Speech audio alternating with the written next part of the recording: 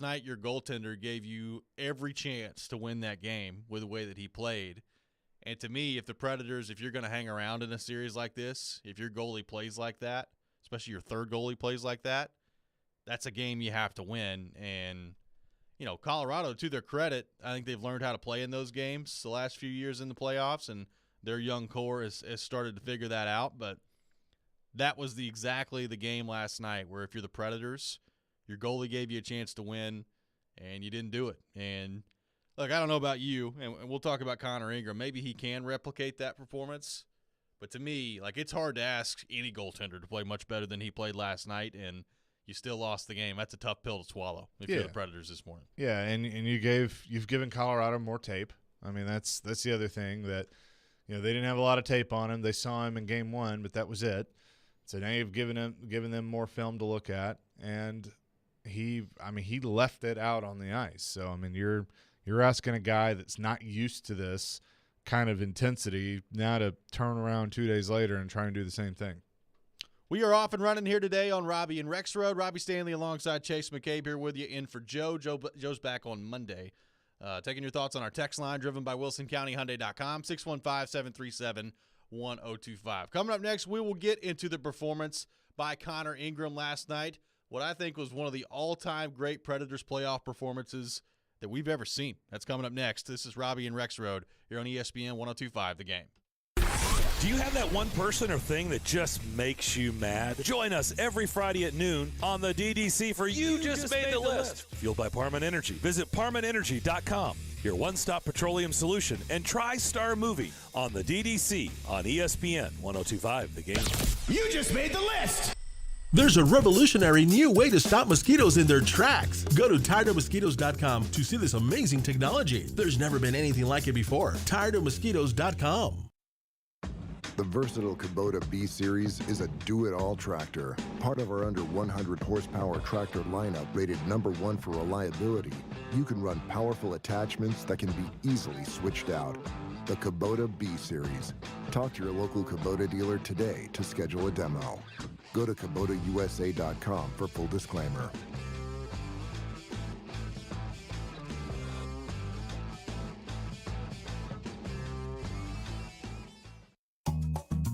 Realizing Geico has over 85 years of experience saving folks money and providing great customer service is like realizing there's a crumb tray on the bottom of your toaster, and you don't have to keep turning the toaster upside down to clean it. How long has that been there? Hey, who needs some croutons? It's something that's been right there in front of you all along, like the dedicated Geico claims team available to you in the event of an accident to get you back on the road quickly, or realizing that baby carrots are just regular carrots that have been shaved down. I don't care. They're still cute. It's something you can't believe you never realized before. Like how Geico's 97% customer satisfaction rating means Geico is committed to providing the best service for their customers. Or how you can peel the top layer of tape off a lint roller and there's a fresh layer underneath. Marcy, wait till you hear about the lint roller. You mean how the handle is reusable? Wait, what? Trust. It's just one of the many reasons to switch to Geico. They're all right there in front of you. Hey, it's Jared for TriStar Moving. If you're looking to move, you need to give my friends at TriStar Moving a call. At TriStar Moving, you'll get 5-star service throughout the entire process. Everything will be taken care of, from covering your floors, banisters, railings, front door thresholds, furniture, TVs, and more. They took great care of my move and made it as stress-free as possible. If you're looking to move, give TriStar Moving a call, 615-640-1219, or visit them at nashvillemoving.org/radio and get 5% off your entire move. TriStar Moving, my official movers. The Gallatin Hotel is a vibrant and charming boutique hotel tucked into East Nashville and was voted the #1 boutique hotel in East Nashville by TripAdvisor. Not only is the Gallatin unique by design, but they also give away the majority of their profits to those who need it most and provides beds, food, and supplies to Nashville's underserved communities and those experiencing homelessness. Just one more reason to love your stay at the Gallatin. Visit thegallatinhotel.com to book your stay now. The Gallatin Hotel. It's good vibes only. Hey, is this line secure? Franco's cybersecurity firm secured a contract, and that's all we're allowed to say. We have a green light on hiring. He needs web security professionals with a military background. 3 teams of 4, 24-hour rotations, but Protocol Zulu, is on a need-to-know basis. Indeed can help him hire great people fast. I need Indeed. Indeed you do. You can schedule and conduct virtual interviews right from the Indeed dashboard, so you can stay organized and connected all the way to the hire. Visit Indeed.com/credit and get $75 towards your first sponsored job. Terms and conditions apply. Get in zone, AutoZone. Welcome to AutoZone. Dashboard light problems? We can help. Our free Fix Finder service can read your check engine light, ABS light, and service indicator light, and give you possible solutions, verified by licensed technicians. You'll even get detailed results sent straight to your email so you have them when you need it most. It's the most complete free warning light report backed by technician-verified fixes. The free Fix Finder service, only at AutoZone. Get in zone, AutoZone. More details at AutoZone.com. Interact with Robby and Rexrode. Call or text the show at 615-737-1025. Driven by WilsonCountyHyundai.com.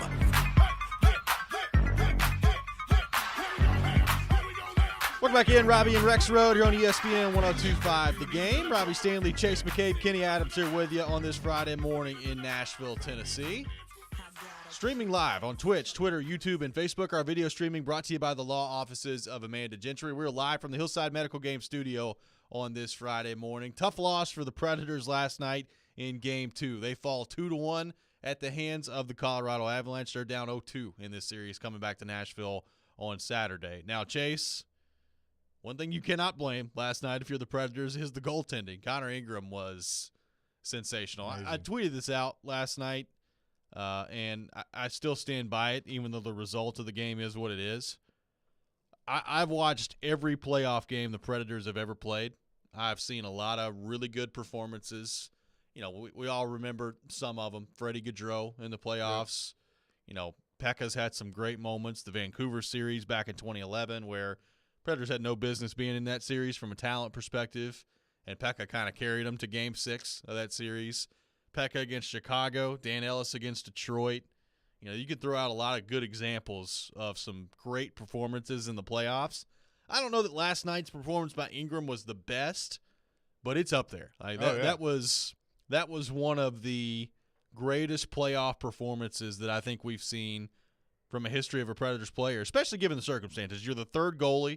You played in 4 NHL games to that point in your life, and you come in against the number 1 seed in the West and a team that, quite frankly, has just been kicking your butt through these first 2 games, and you make save after save after save and look calm while doing it. Like, it just – that was maybe the most amazing part is while he was under siege last night, never got rattled. He just kept his head in the game, played really well. I mean, the save he made on Kadri on that play where you got to push across from left to right there – or, excuse me, from right to left there and make that save on the one-timer – it's just absurd, the save that he made. He made a couple of those last night. It was an all-time Predators playoff performance from Connor Ingram last night. No, I agree with that. And it reminded me of – you talk about being under siege, and I'm not – this is not a comparison by any means.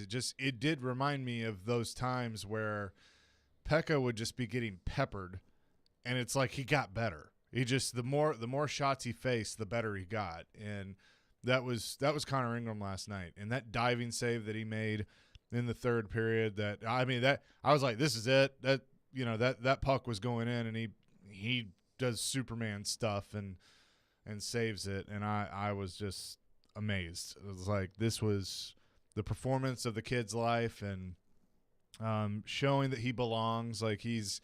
You know, I know it's one game, but I think the small sample size that you've seen, and, you know, did he blow a 4-0 lead? Sure. Yeah, that did happen. But I think he's showing you enough right now that he's probably going to be this team's backup next year. I don't think there's any question at that point. And, you know, you want your starter to be the guy that is in this situation, but if you have to go to the backup, you want to be able to trust that guy to get you through until your starter's ready to go. And I think right now this team trusts Connor Ingram, and kudos to John Hines for really looking at this, taking the time to think about it on the day off, and then announcing it yesterday morning. It wasn't like, you know, Peter Laviolette still wouldn't tell us who was in that, you know, today, even though you just watched the game.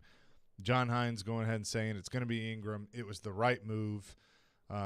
You had to make that move after game 1, and it certainly – they didn't get the win, but you certainly were in that one till the very end because of Connor Ingram. Well, he was great, and that's got to give you, I think, at least a little bit of confidence if you're a player, if you're a fan, whoever, moving forward as they come back home. Number one, I mean, regardless of who's in goal, you're going to have to possess the puck a little bit more than they've done the first two games, and we'll see as to whether or not the Predators are able to do that when they've got their home crowd. But, you feel like you got a chance in net with Connor Ingram. I saw some of this last night of like, what would have happened if you started Ingram in game one?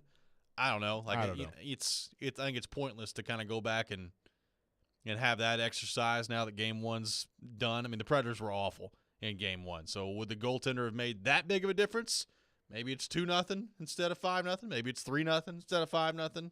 You're still in a world of hurt at that point. But I just thought last night when the McKinnon goal went in and it was 1-0, I was like, okay, how is he going to respond to this? Because that building was alive. It was ready. And look, it's pretty obvious. Colorado fans, they're ready for this. They think this is the team that may win them a cup. So the atmosphere in Colorado. Very well might be. And it very well might be. Colorado, I mean, the atmosphere in Colorado through the first two games has been awesome. So it's been fun to watch that. But a young guy being in that situation in the playoffs for the first time, your first start in the playoffs, I was blown away at how composed he was. I mean, we see veteran NHL goaltenders that can't stay as composed as Connor Ingram was last night. And to me, if you're David Poile and you're John Hines and you're looking at him, just him and his part in this series, that's got to give you a whole lot of confidence as you move forward here. Yeah, I think so. I mean, I think that is going to help the decision in, if you go to Saros today or, when they get back and it's like, okay, he could go, probably would be best to wait a little while longer. It makes that decision a lot easier because you look at the performance since he came in, like game one and then all of game two with Connor Ingram, and you just think, all right, let's go ahead and just stick with him because I think he's got this. He's keeping us upright and where we need to be, even though we haven't won. He's keeping us in this series right now. So let's just stick with Connor Ingram. So it's, to your point earlier, it's how do you get offense going? And I said yesterday, you and I said this yesterday, that the Herd line needed to do something and that I wanted to see Trenton or Jeannot get the puck on net and score some goals. Well, Yakov Trenton was listening. He was paying attention, and he did that. And that's great, and that they need some of that. But I need Forsberg. I need, Duchesne had 2 in the first game, Johansson, Granlund. Like the top players need to play that way. I think Yossi it's a prime example of he's trying to do too much because he has to. And so he needs some help around him. I said to you in the break that Dante Fabro made one of the best plays that I've ever seen him make, and you quickly pointed out, well, he was out of position, and those are the mistakes that you have to clean up if you're the Predators. I think Carrier had a bounce-back game, but you got to put some consistent type play together if you want to beat this team. Well, and John Hines talked about after the game last night, that was a game that was a little closer to their identity. And I would agree with that in the first period. From the second period on, it was pure survival mode from the Predators. Yeah. Colorado didn't allow them to have their identity. And look, we've talked about being physical with this Colorado team.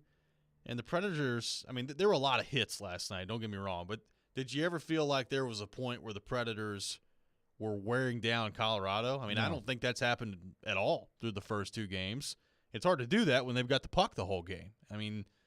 It's been pretty impressive to watch Colorado through these first two games. And if you're the Predators, you need some of your big-time players to make a play for you. Like Forsberg had a great play last night. I think it may have been in the overtime where he's coming in the zone and makes a great move and gets a backhand shot from the slot. And I thought to myself, there was a juicy rebound there that could have been the chance for the Predators.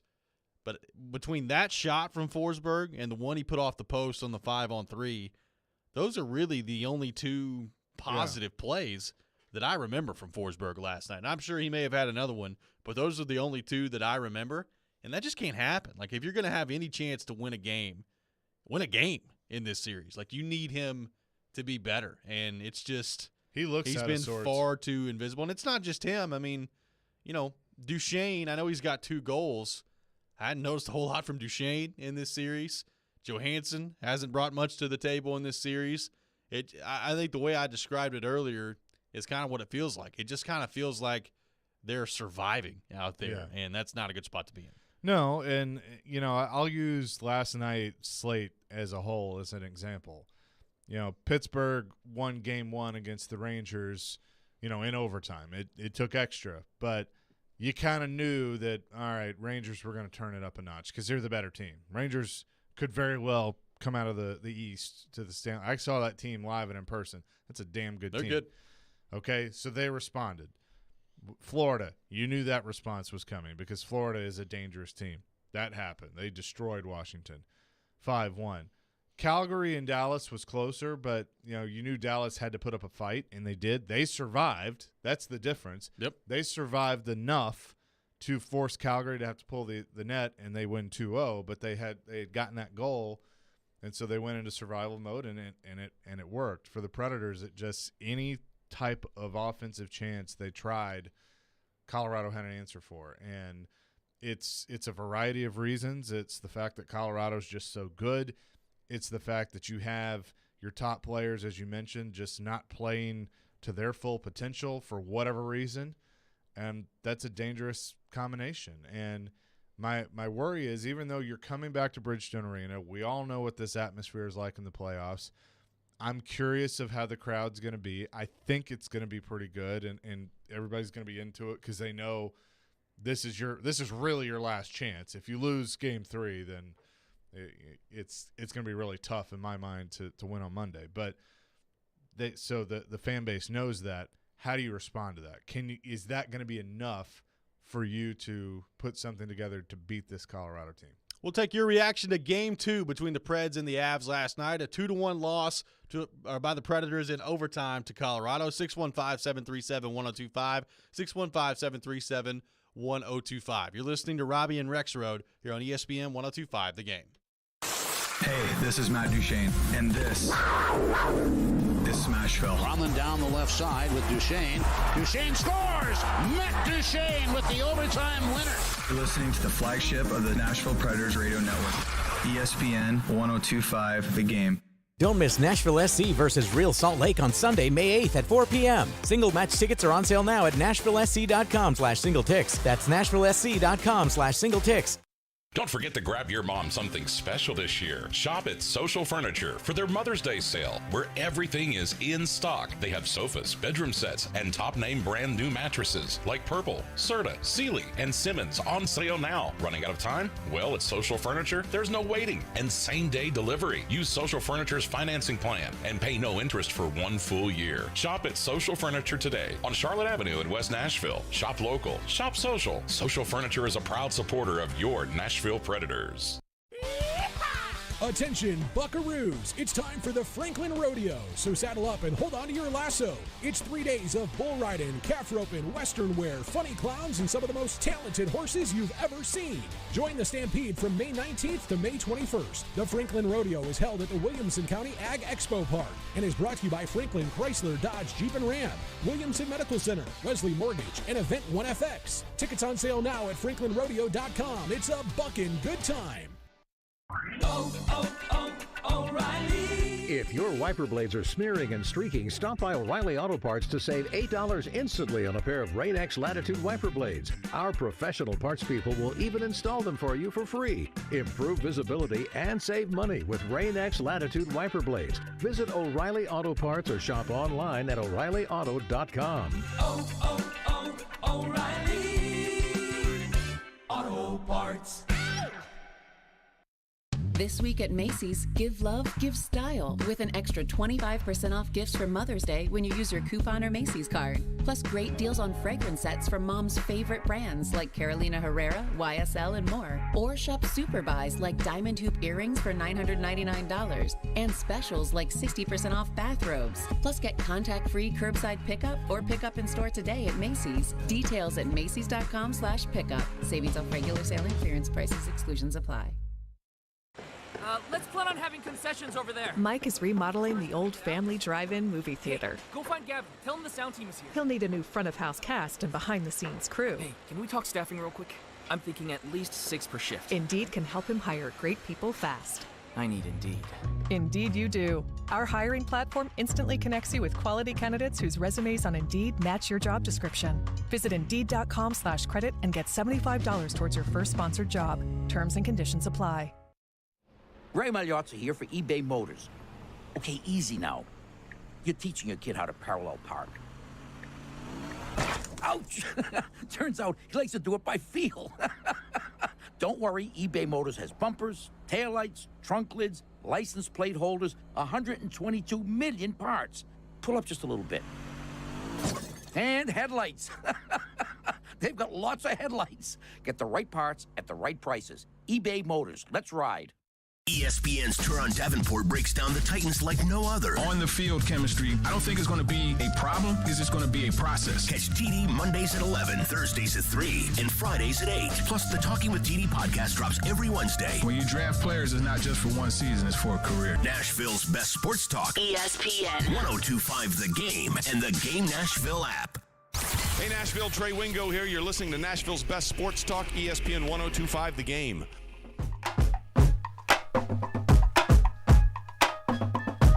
Welcome back in, Robby and Rexrode here on ESPN 1025 The Game. Taking your thoughts on the Preds on our text line driven by WilsonCountyHyundai.com. 615-737-1025, 615-737-1025. Liam on the text line says, what a shame to waste such an amazing game by Ingram. Do you think Forsberg is checked out?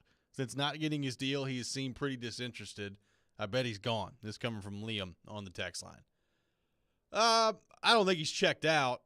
I don't know really how to explain what we've seen through the first 2 games, other than Colorado has just been totally dominant. Now, I said this heading into the series, and I think it's been pretty obvious now at this point through 2 games. Everybody made so much of Colorado's offense, and I understand it because they're very dynamic. I think they were 3rd in the league in goals per game, so I understand why people were talking about the offense. They were 6th in the league in goals against per game, too. They defend really well. And what stood out to me, Chase, and this, I'd put Forsberg in this conversation. I'd put Johansson. I'd put Duchesne. I'd put Granlund. I'd pretty much put all of them. It feels like every time the Predators get the puck and they're breaking out and they're trying to either have a 3-on-2 coming into their zone or try to get some sort of offense established, you turn around and whatever the break was for the Predators, it's gone because Cale Makar's back or Sam Girard's back. Yep. I mean, think about the goal they scored last night.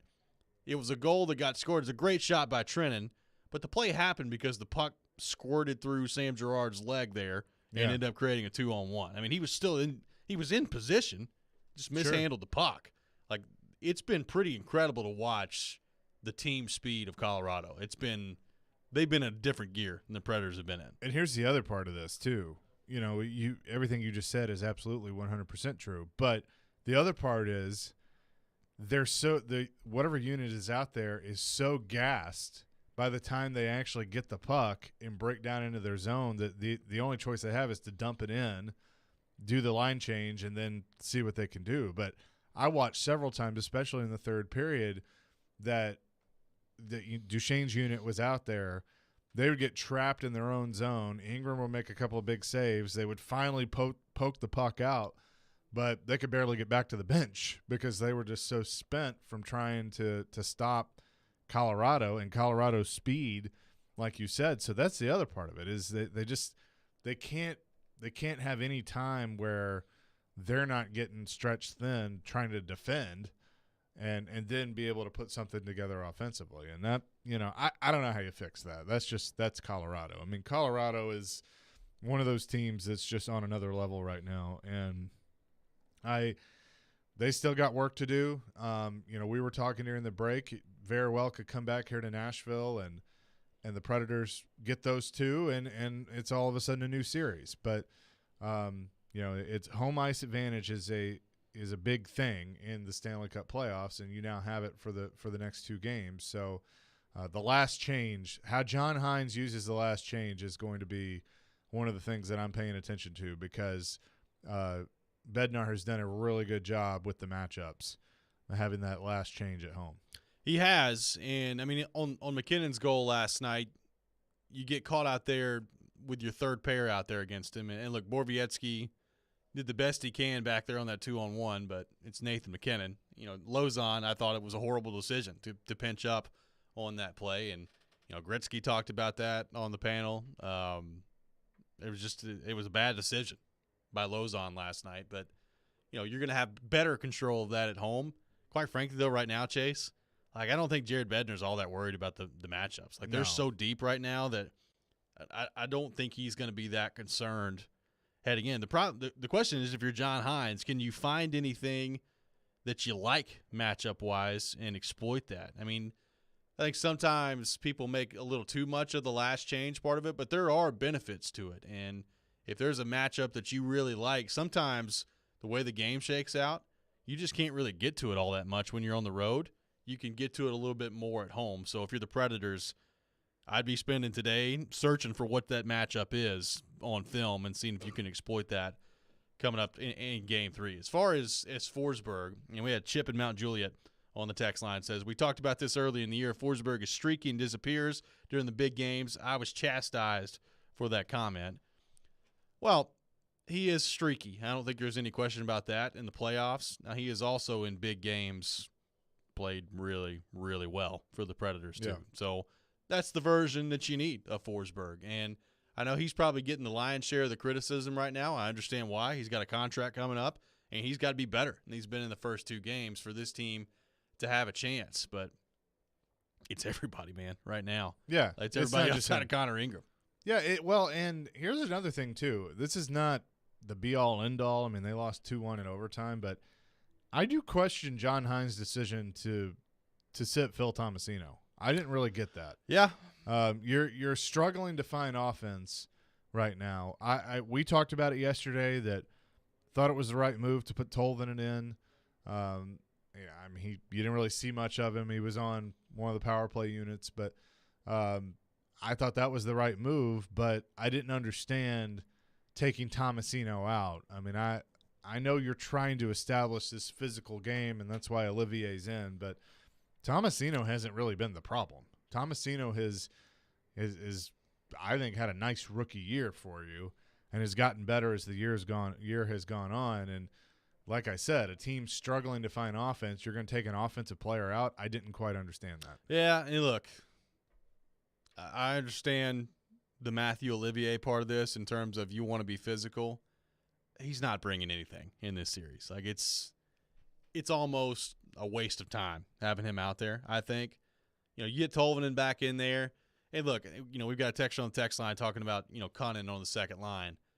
At this point, I don't know what the answer is on the second line. I mean, Cunnin, I've made my thoughts on Cunnin very clear this year. He's not a top six forward. You can try to make him a top six forward all you want, and you could keep trying to force that square peg into a round hole. It hasn't worked. It's not going to work, and that's what the Predators have got to realize as they move forward here. But right now, today, with the roster as is, I don't know what you do with the second line. You've tried Tolvanen on the second line. It hasn't worked. You've tried Cunnin on the second line. It hasn't worked. Tomasino, I agree. I thought he should have been in there last night, but it's not like Tomasino on the second line's been lining it up either. So the simple fact of the matter is there's not an answer on the second line, and there hasn't really been all year, and that's what you got to figure out as you move forward. Well, I think you're right. There's not an answer, but there could have been one. He just wouldn't try it, and that's put Jeannot and Tomasino together on the second line, and he has been hesitant to do that, and it's because you don't want to break up the herd. I get it, but if you're insistent on leaving Olivier in the lineup, I go back to what I said yesterday. Yeah, put the original herd back together with Olivier on there, and put Tomasino and Jeannot on that second line with Johansson. That's what I would do. Yeah, and at this point, I don't expect that to happen just because it hadn't happened yet. I don't know why it would happen by Game 3, but I hear you. I mean, we've talked about that this year too, and Darren McFarland's made his thoughts very clear on that. But the second line right now, everybody's going to get all over Johansson, and I understand it. And there were people last night talking to me about Johansson, like, what's he doing? He's got to be better, so I'm not trying to excuse him. But I really don't know what you expect from Ryan Johansson when you've got Cunnin and Tolvanen playing with you right now. I've talked about that all year. Like, this is why I said at the trade deadline, if you're going to keep this thing together and you're not going to trade Forsberg, you probably need to go find somebody that can play with either Ryan Johansson or Mikhail Granlund on the second line. And I think the Predators may have tried that. I mean, there's some rumblings that they were in on Phil Kessel, and it just didn't work out at the end of the day. So I'm not saying that David Poile and the Predators didn't try to do that. Honk if you've heard that before. But this is what I'm talking about. Like, they have zero threat on the second line and can't win the playoffs that way. Yeah, no, I agree, and we've all heard the same thing that they may have been trying, but right now this is the issue that you have, and I don't really know what the solution is. I don't think there is one, for the rest of these playoffs. It's just like we've been saying, it's survival mode. Yeah, that's what it is. And if you're the Predators, you're coming back home for Game 3 on Saturday. To me, this is the chance where, in terms of starting the game differently, what could this team look like if they got a lead in this series? Yeah. I mean, they've not approached that at this point. Even last night, I know it's 1-1, but you just play a little differently when you have the lead. I think this team in particular, and John Hines has talked about that, plays differently when they had the lead. So it'd be nice to see what that looks like on Saturday in Game 3 if they can come out and do that. We'll continue to take your thoughts on the Predators on our text line driven by WilsonCountyHyundai.com. Got some of your thoughts to get to on Facebook as well. Streaming live on Twitch, Twitter, Facebook, and YouTube. Our video streaming brought to you by the law offices of Amanda Gentry. You're listening to Robby and Rexrode here on ESPN 102.5 The Game. Let's put the green flag in the air and turn them loose. Nashville's home for NASCAR. He's going to try to make a big move here. It's brought to you by the Nashville Fairgrounds Speedway. We are your racing station. ESPN 102.5 and 106.3 The Game. And the Game Nashville app. From Fox 17 News, this is a Code Red weather alert. I'm Fox 17 News Code Red meteorologist Dan Guthrie. Scattered showers and thunderstorms will be developing again this morning. Severe threat would be late morning into the early afternoon, mainly east of I-65. This weather report brought to you by Hiller Plumbing, Heating, Cooling, and Electrical. Call the Happy Face Truck today. Gary Ashton here. I love hearing people say, don't sell without the intel, because it means they're really embracing our message. Now's a great time to sell your home in Nashville, but you need the intel only the Gary Ashton team can provide. Intel that helps you sell your home without any staging or showings. Intel to find your next home so you can sell your current one while the market's hot. Intel to win the buyer battle and cash in on your home equity now. Let everyone else get the same information and compete for the same properties, while you get the intel edge with the Gary Ashton team, the official real estate team for your Tennessee Titans. And if you're looking for a great career, join our team. We added 65 new agents last year, and we want you to join us this year. Remember, don't sell without the intel. And if you're looking for a great career, the Gary Ashton team wants you in 2022. Call 615-301-1650 or visit GaryAshton.com today. Family Leisure invites you to vacation at home with your family with a new spa, pool, patio furniture, or wood play gym this summer. I really want a spa. Family Leisure has 40 spas on display from 3 of the biggest brand names: Artesian, Best Spas, and American Select. Prices starting as low as $29.99. What about above ground pools? Family Leisure has hundreds of pools in stock and on sale. Guaranteed installation before Memorial Day, starting as low as $29.99. Installed. Wow, that's great. If you're looking at a spa, I want some new patio furniture. Family Leisure has patio furniture from all the big brand names like Hanneman, Woodard, Jensen, and Apricity. There's more than 100 sets on display to choose from with free delivery. That sounds good to me too. And maybe a new Sabre infrared grill to go with it. We really should look at the wood play gym for the kids. Family Leisure has the Diamond Point swing set on sale at only $24.99 installed. It's Family Leisure's vacation at home sale going on now at both huge locations, Franklin and Antioch. It's not too late. Make this the best Mother's Day yet with the perfect gift from Electronic Express. Great deals on top brands like Samsung, LG, Whirlpool, Sony, Cuisinart, Dyson, and more. We've also got huge savings in every department. Computers, 4K TVs, appliances, housewares, furniture, and more. Save up to 40% on all appliances with up to 36 months free financing. Shop in-store or online with free express delivery on most items. Shop spring savings at Electronic Express. We make it happen. Get in zone, AutoZone. Welcome to AutoZone. Dashboard light problems? We can help.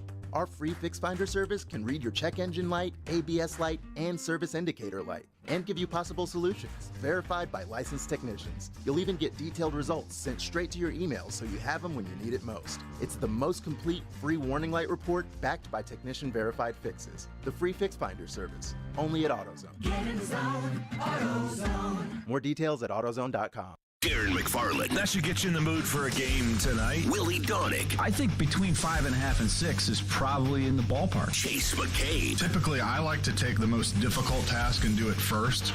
Darren, Donick, and Chase have you covered weekdays from 10 to 2. Presented by Spring Hill Heating and Cooling on Nashville's best sports talk. ESPN 102.5 and 106.3 The Game and the Game Nashville app. You're listening to Robby and Rexrode on ESPN 102.5 The Game.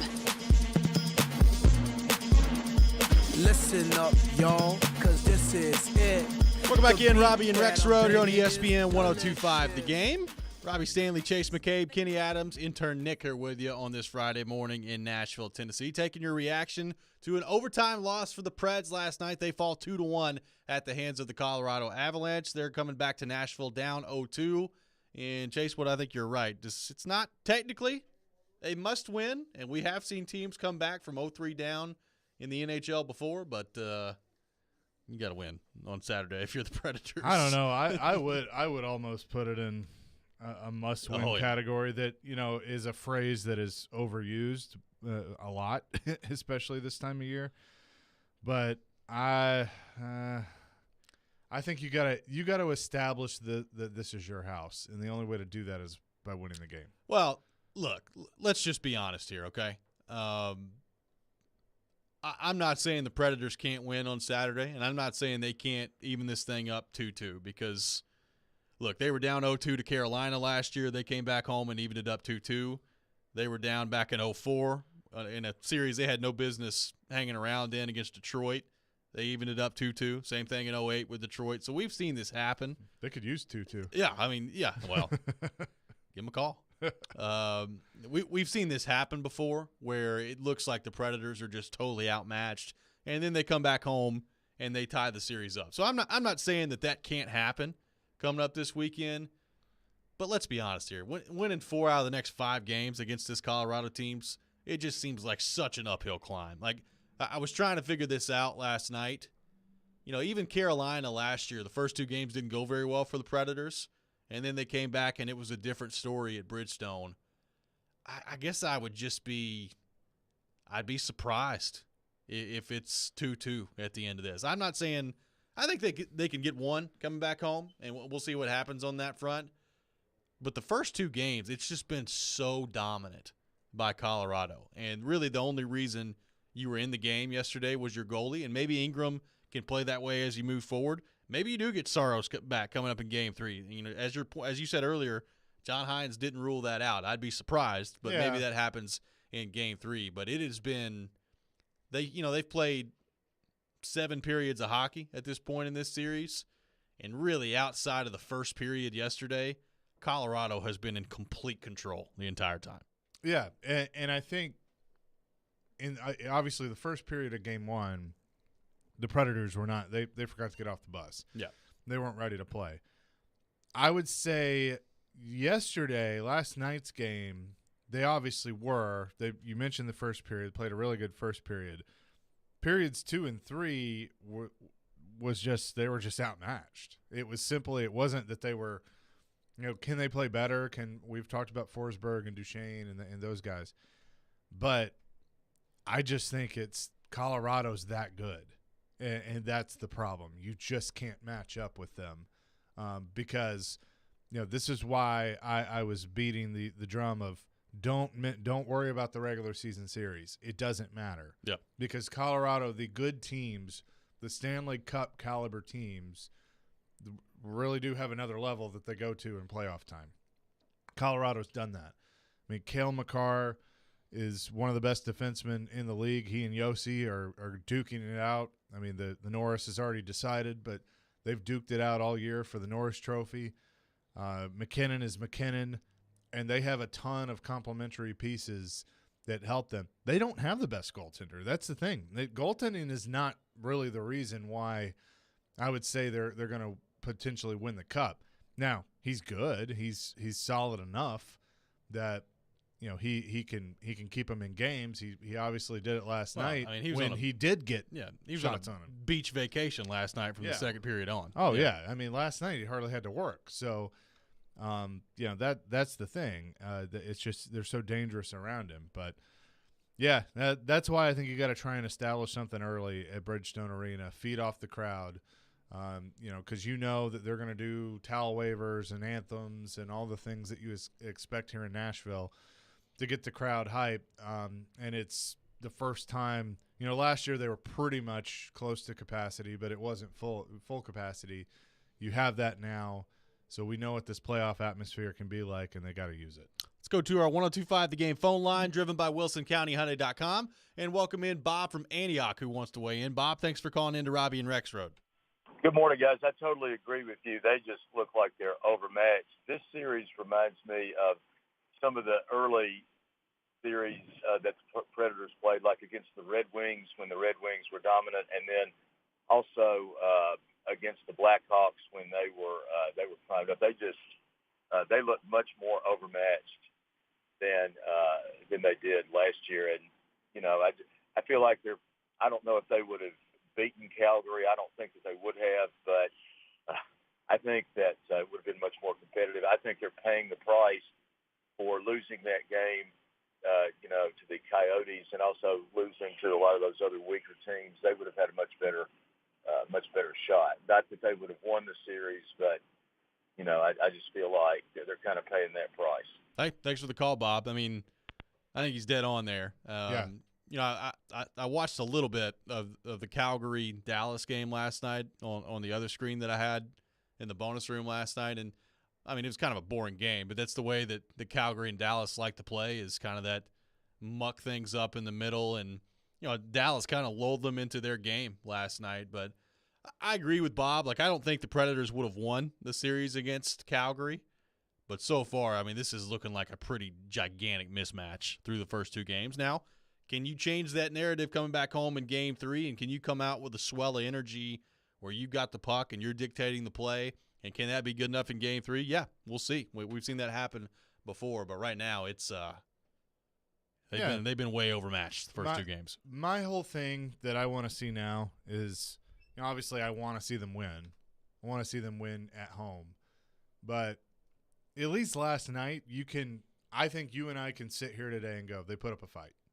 It wasn't – it was one of those fights of like you got the David versus Goliath, and David didn't win this time, but that's what it was. But they put up a fight. There was no fight in Game 1. Yeah. They were just completely manhandled.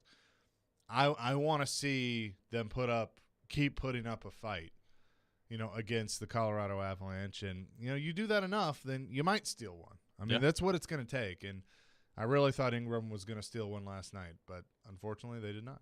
Let's go back to our 102.5 The Game phone line and welcome in Dave from Mount Juliet, who wants to weigh in. Dave, thanks for calling in to Robby and Rexrode. Hey, good morning, guys. So I need to talk about my frustration, and let me just say to start off with, I really didn't think the Preds belonged in the playoffs. The way that the second half of the season just kind of just slowly just being dismantled and the poor play. So it was just frustrating, and just being in the playoffs, I didn't think we belonged there. Now, I'm going to be very optimistic, probably unfairly so, but I'm going to anyway. If you get rid of that first 5-6 minutes of Game 1, it hasn't been that much of a butt whooping. Seriously, if you think about it, after those first 6 minutes, after that, we've been pretty tight. We've been playing with those guys. And the thing that frustrates me and has for years, I just don't understand why the Preds don't shoot the puck.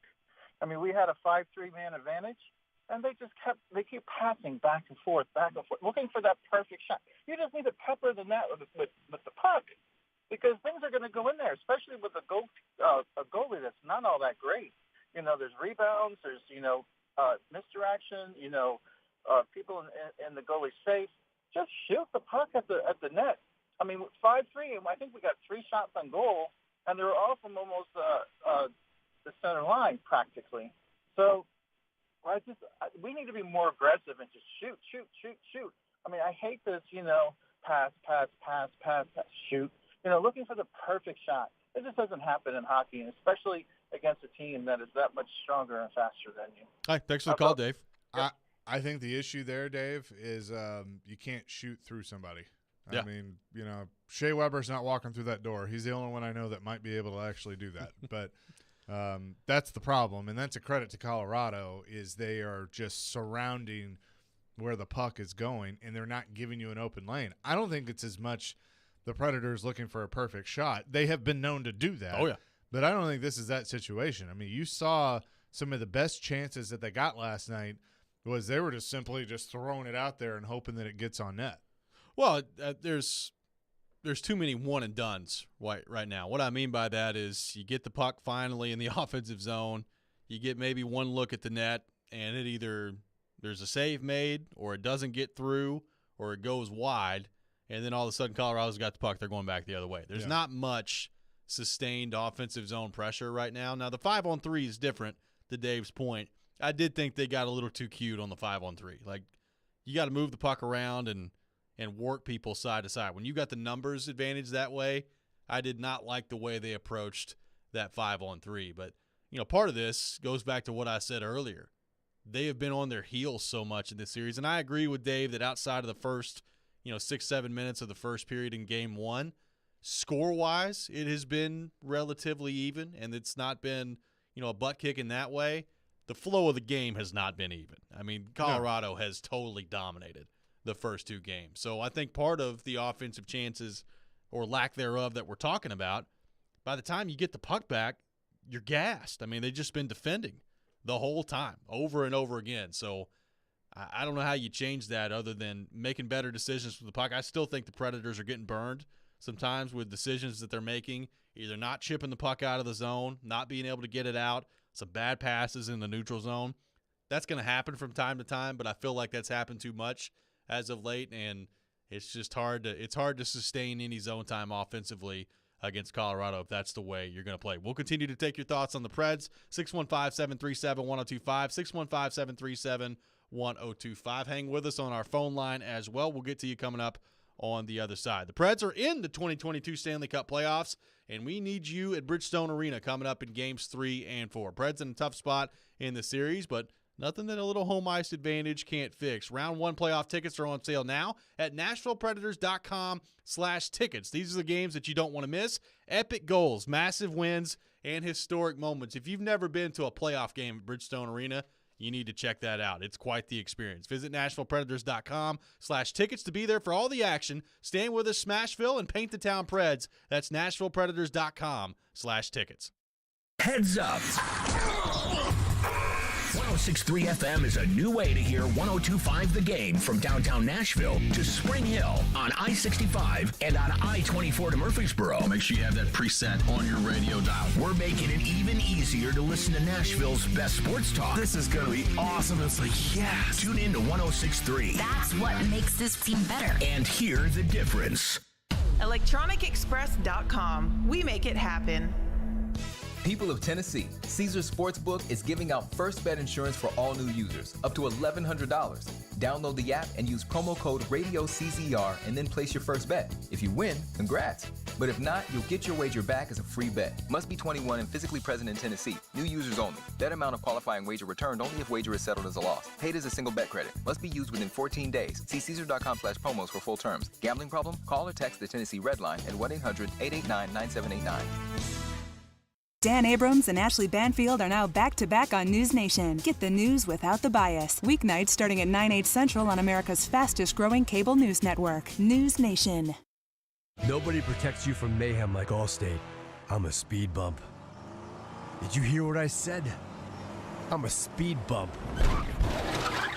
And if you have cut-rate car insurance, the cost to reattach your muffler could really be a bump in the road. So switch to Allstate, save money, and be better protected from mayhem, like me. Based on coverage and limits selected. Subject to terms, conditions, and availability. In most states, prices vary based on how you buy. Allstate Bar and Casualty Insurance Company and affiliates, Northbrook, Illinois.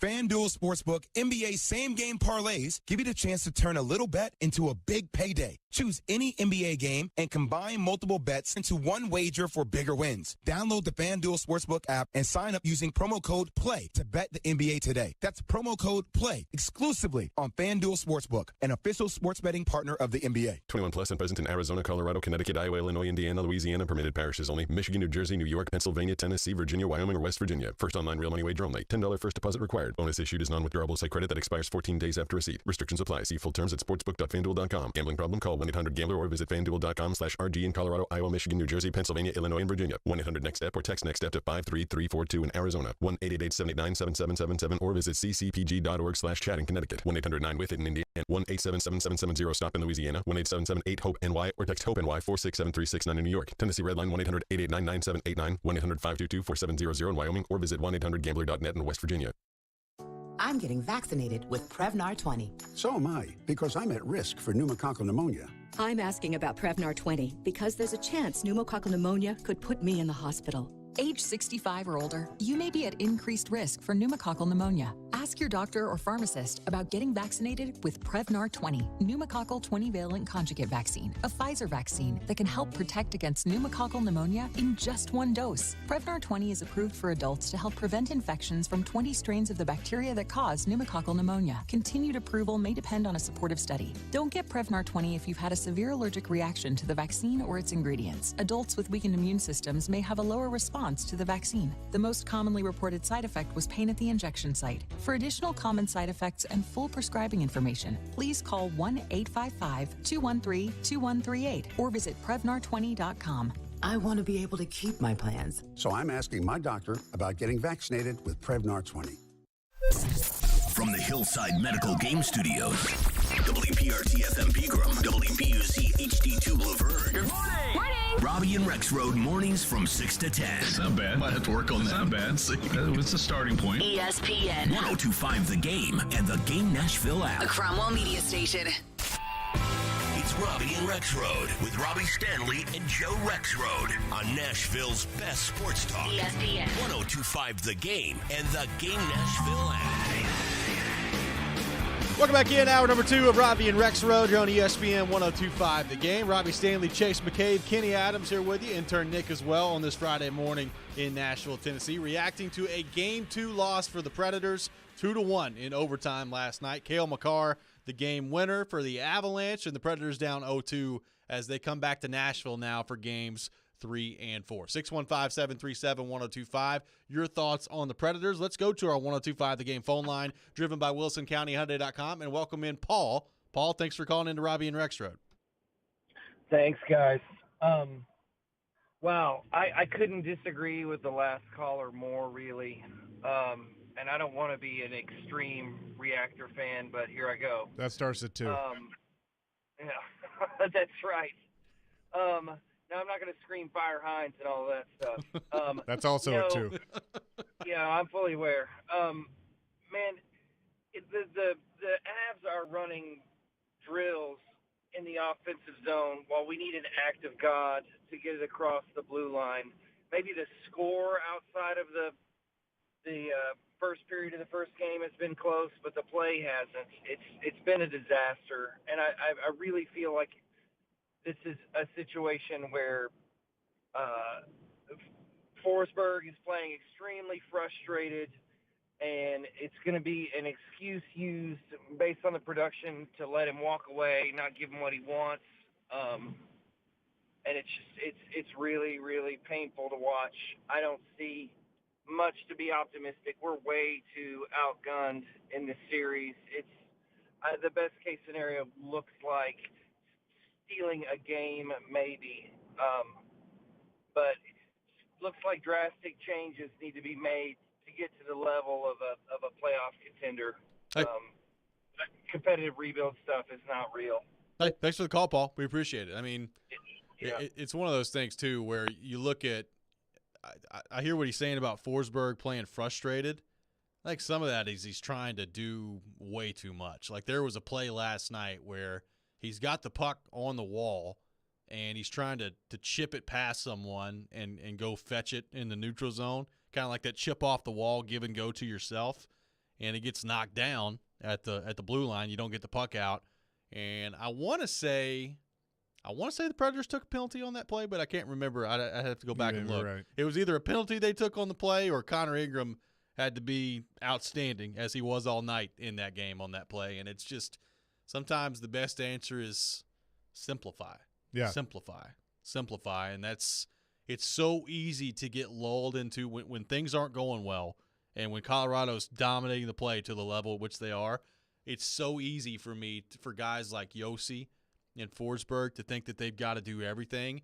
And really, when it comes down to it, that's the time where you don't need them to do that. Like they've got to make the simple plays that are right there in front of them. You just got to keep playing your game. I think that's a really, really good point because I do think there are so many times where Forsberg or Yossi especially, they'll look behind him and think they see a red cape and they have to be Superman, and it's just they don't. Just keep playing your game, slow things down, play at your pace, and eventually good things will happen. When you whatever phrase you want to use, grip the stick too tight, what have you, when you start doing that and trying to do too much that's beyond your capabilities, that's when mistakes start happening. And Hal and I asked Hal about it yesterday on the show, and he said Yossi does that. I mean that's a leader. That's how he's wired. He's the captain. He's trying to do the right thing, but if he's trying to do too much, it's just going to stack up on him. And the thing with Forsberg, though, I don't know if that's really necessarily all the problem right now. It just there is something off with him. I do think there have been a couple of examples where he's been trying to get too fancy when it's simply just wrangle the puck and take it into the net and go shoot. I noticed with him last night that the puck would get too far in front of him, and then he would lose control of it. Yep. That happened a couple of times, and I don't know if that's just because he's trying to force it down ice and he just can't keep up with it because he's gassed because of what we were talking about with what Colorado does to him. But just slow it down. That's what you have to do. That's easier said than done with this team with Colorado, but that's what you have to try to do. Well, there's a major speed difference out there. Oh, yeah. I mean, and look, McKinnon's kind of his own thing because, that play last night when Lozon pinches up and the puck squeaks by him and McKinnon's got it.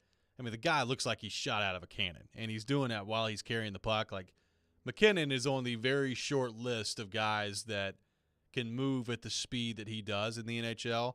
Now, Cale Makar is on that list too. He can burn too.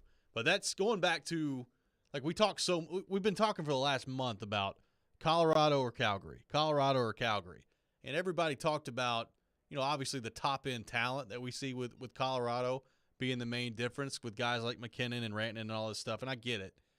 Really, the reason I wanted to avoid Colorado if I were the Predators is how dynamic their defensemen are, and it's not just Makar. Devon Toews is a really good player. Sammy Girard moves the puck really well. You got Byram in there now too. Eric Johnson's been around for a long time. I mean, they're so deep on defense, and the Predators, I thought they would be able to generate more offense than they've done. And I'm not just talking strictly on the scoreboard, but offensive looks and chances. I thought the way that this team is built and the way that they've played all year long, that they would be able to generate more offense, and it hadn't happened through the first two games. Yeah, and I don't – at this point, I don't really know how it's going to. Just what I've seen out of the first two games, it's one thing for us to sit here and say, well, they need to do this and they need to do that, and, Forsberg's got to try and slow things down. Colorado's just not allowing you to do any of that, and that's the problem. At the end of the day, when you have to pick one thing – that's what it is, that this team this team is controlling everything that they want to control. And I don't know how you stop that. Well, Michael from Hermitage on the text line, driven by WilsonCountyHyundai.com, brings up, I think, a good point. And I noticed this last night, too. It kind of started for me late in the second period, and then it was a pretty consistent theme in the game after that. The stretch passes. Like, you're trying for way too many home run passes. I mean, they hit on one in game one from Granlund to Duchesne, and when it works, it's great, and it looks awesome, and, you know, you can cover a lot of ground with a 110-foot stretch pass if it works out. But I thought too often last night they were trying for that stretch pass out of the zone, and guys are too far away, and Colorado's either just picking it off or they're keeping it in the zone. Like, sometimes you just got to say, hey, get back and have some support on the puck.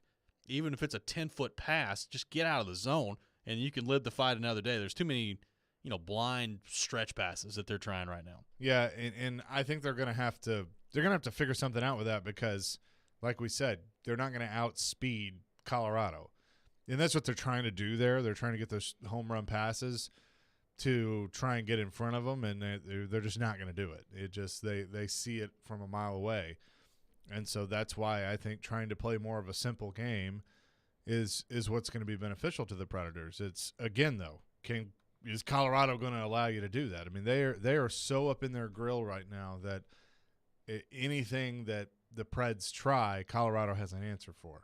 It's going to take those greasy, just fluky goals at times, I think, for them to be able to get back in this. Adam in Portland on the text line says, great job from the boys bouncing back and giving maximum effort. The Avs are a lot better than we are. They're faster and have a lot more depth, but Ingram looked like Pekka last night. And even if we get swept, it's nice to know that they had some fight in them. This coming from Adam in Portland on the text line. It was quite the performance from Connor Ingram last night. We'll get back into that coming up next. Welcome more of your thoughts on the Predators on our text line, driven by WilsonCountyHyundai.com, 615-737-1025, 615-737-1025. This is Robby and Rexrode here on ESPN 1025 The Game. Let's put the green flag in the air and turn them loose. Nashville's home for NASCAR. He's going to try to make a big move here. It's brought to you by the Nashville Super Speedway. Checker flag! We are your racing station. ESPN 1025 and 1063 The Game.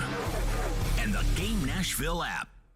Staples stores are a new world of possible with innovative tools for small business and remote workers and learners. Explore more at your local Staples store or staplesconnect.com. Huckleberry Brewing is now open, formerly Cool Springs Brewery. New owners, new look, fabulous menu, and same great location. So come on out and join us for watch parties, as we're proud to be an official Predators watch party destination. Come cheer on our Preds and enjoy one or all of our great craft beers. Our master brewer and friendly staff can't wait to see you. Bring the kids and let them enjoy our game room. Huckleberry Brewing is located at 600A Fraser Drive, next to Sperry's in Cool Springs. We buy any car. We buy any car. We buy any car. Any. Trading in or selling your car, truck, or SUV? WeBuyAnyCar.com takes the hassle out of selling in just 3 easy steps. 1. Get your free online valuation. 2. Drive to your local car buying center. And 3. Walk out with your check in as little as 30 minutes. So don't wait. Get your free online valuation now at WeBuyAnyCar.com. Find out how much your car's worth at We Buy Any Car. You don't have just an ordinary mom in your life. She's the best. Her work never stops. Her sacrifices are many. Her love is unfailing. This Mother's Day, Genesis Diamonds invites you to join us in celebrating and appreciating the mothers in our lives. Stop in and let one of our trusted advisors help you find a special, meaningful gift. Layering necklaces, stackable rings, eternity bands, pearls, elegant diamond pendants, and of course, stunning diamond earrings. Great Mother's Day ideas for any budget. There's no doubt we love Mom, but sometimes a little extra appreciation goes a long way as a thank you for helping us through challenges, making sacrifices, and always putting the family first. So whether it's her first Mother's Day or her 60th, Mom deserves a gift that's anything but ordinary. And at Genesis, that's our specialty. Exquisite rings, earrings, bands, bracelets, heirloom pieces. Timeless gifts of jewelry that she can enjoy and cherish for decades to come, and always be reminded of how special she is to the family. Genesis Diamonds, online at genesisdiamonds.net. Golfers, swing into Edwin Watts Golf Shops for the new Ping I-525 irons and Glide 4.0 wedges. The Ping I-525 irons have a forged steel face, allowing for dynamic distance and a greater feel. The next generation Glide 4.0 specialty wedges are engineered for high spin performance with a lower launch. Get a free custom fitting today. Edwin Watts Golf Shops, home of the 90-day satisfaction guarantee, and shop us online at worldwidegolfshops.com. Here's the deal. I've had constipation with belly pain, discomfort, and bloating for years. I've tried a lot of laxatives and fiber supplements, but my symptoms keep coming back. You could have a chronic condition called irritable bowel syndrome with constipation, or IBS-C. Linzess, or linaclotide, is a prescription medicine that treats IBS-C in adults. Linzess works differently than laxatives. It lets you have more frequent and complete bowel movements and helps relieve overall abdominal symptoms, belly pain, discomfort, and bloating. These symptoms were studied in combination, not individually. Do not give Linzess to children less than 2 years old. It may harm them. Do not take Linzess if you have a bowel blockage. Get immediate help if you develop unusual or severe stomach pain, especially with bloody or black stools. The most common side effect is diarrhea, sometimes severe. If it's severe, stop taking Linzess and call your doctor right away. Other side effects include gas, stomach area pain, and swelling. There could be more to your story with IBS-C. Talk to a doctor today. Say yes to Linzess. Learn more at linzess.com or call 1-800-LINZESS. Sponsored by AbbVie and Ironwood Pharmaceutical. If you've missed any of today's show, just search Robby and Rexrode on Apple, Spotify, or your favorite podcast platform. Behind your collar, what is done in vain. Truth is hard to swallow, so you pray to God to just. Welcome back in, Robby and Rexrode here on ESPN 102.5 The Game. Streaming live on Twitch, Twitter, YouTube, and Facebook. Our video streaming brought to you by the law offices of Amanda Gentry. To celebrate summer concert season, get $25 all-in tickets to more than 50 shows in the Nashville area for 1 week only. Text in the keyword SUMMER to the Game text line at 615-737-1025 for your chance to win. Special offer runs now through May the 10th. Get more info at livenation.com/concert week. Taking your thoughts on the Preds on our phone and text lines driven by WilsonCountyHyundai.com, 615-737-1025. Let's go to our 102.5 The Game phone line and welcome in Ryan from Hermitage. Ryan, thanks for calling into Robby and Rexrode. Morning, guys. Other than Ingram's outstanding performance, one thing I still don't get why he keeps doing it, but I understand he wants the muscle, but we're playing against speed in the lineup over Tomasino. Tomasino should have been playing last night, and the way he played in game we got our butts whooped, but he was getting to the front of the net when he was sneaking through because they weren't paying attention to him, and they weren't even looking for him because they thought they just blow him out because of his size and experience in the playoffs. But playing him or Olivier Aubé, we don't need that much muscle when we can't even catch Colin. Hi, thanks for the call, Ryan. We appreciate it. It's one of those things with the Tomasino part of this. Like, I understand the frustration of him not being in there. Now, I don't agree with Ryan's assessment there in game one that, like, Tomasino was just, like, floating free to the net. Like, he didn't have a shot on goal. Whole line didn't have a shot on goal in game one. So it's not like they were out there lighting it up. But I said this earlier, Chase. Like, to me, I don't really know what Matthew Olivier is accomplishing in this series. Like, I understand it's fourth line, so it's right now. I mean, yesterday the fourth line was Cousins, McCarron, and Olivier. And McCarron's not really doing anything. It wasn't either. going well out there. So I understand the frustration with having Olivier in there in this series, and I'd certainly, I'd have Tomasino back there in game three. Like, when I saw he wasn't in yesterday, my first thought was, like, did he get hurt at the end of game one? Because I know that he got into basically a shoving match that he started along the boards, and I was like, did he hurt something in that when that was going on? But I would expect he'll probably be back in there for game three. That would be I would hope you so. need some offense, man. The only thing that – so I looked – they started the game, and I'm like, all right, 28's in. Okay, cool. I didn't even look at Twitter. I was just, turning the game on because I had been watching other games, was on the phone and other things. So I turned the game on, and I see 28. I'm like, all right, cool. I see 3. All right, they did that. And then I didn't think anything of it. And Jared texted me, and he was like, what is going on here? And I was like, what are you talking about? And I go, well, he left, Tomasino out. And I was like, wait, what? Yeah. And then that's when I realized it, and yeah, I don't agree with that decision. I'm not a coach. John Hines is the coach. I get trying if you're going to have any threat of slowing them down at all, it's playing the physical game. But like we said, that fourth line was just bodies. That's what they were at this point. Cousins had a couple of plays that I noticed that were good plays, but that was about it. I noticed more bad plays from that line than I did good. So I would put Tomasino back in. Go ahead and take Olivier out. Leave Tolvanen in at this point. Leave Lausanne in at this point, and see what you got. Dave in Big Rock texting in says, is it fair to say that the Avalanche have mentored the Predators through these first two games? Is it fair to say that the Avalanche have mentored the Predators the first two games? Well done, Dave. It's well done. That's good. Very nicely done. Is UC Saros mentoring Connor Ingram right now? I don't know. It's not his job, if you ask Ryan Tannehill. But I don't know. If he did a pretty good job of it last night.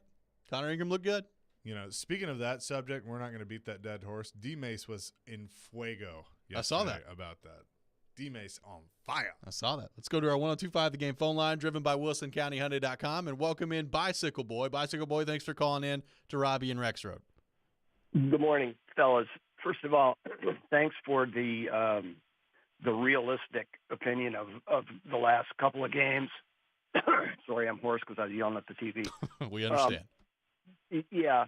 I don't get all the sunshine, rainbows, and unicorns that I keep seeing on social media.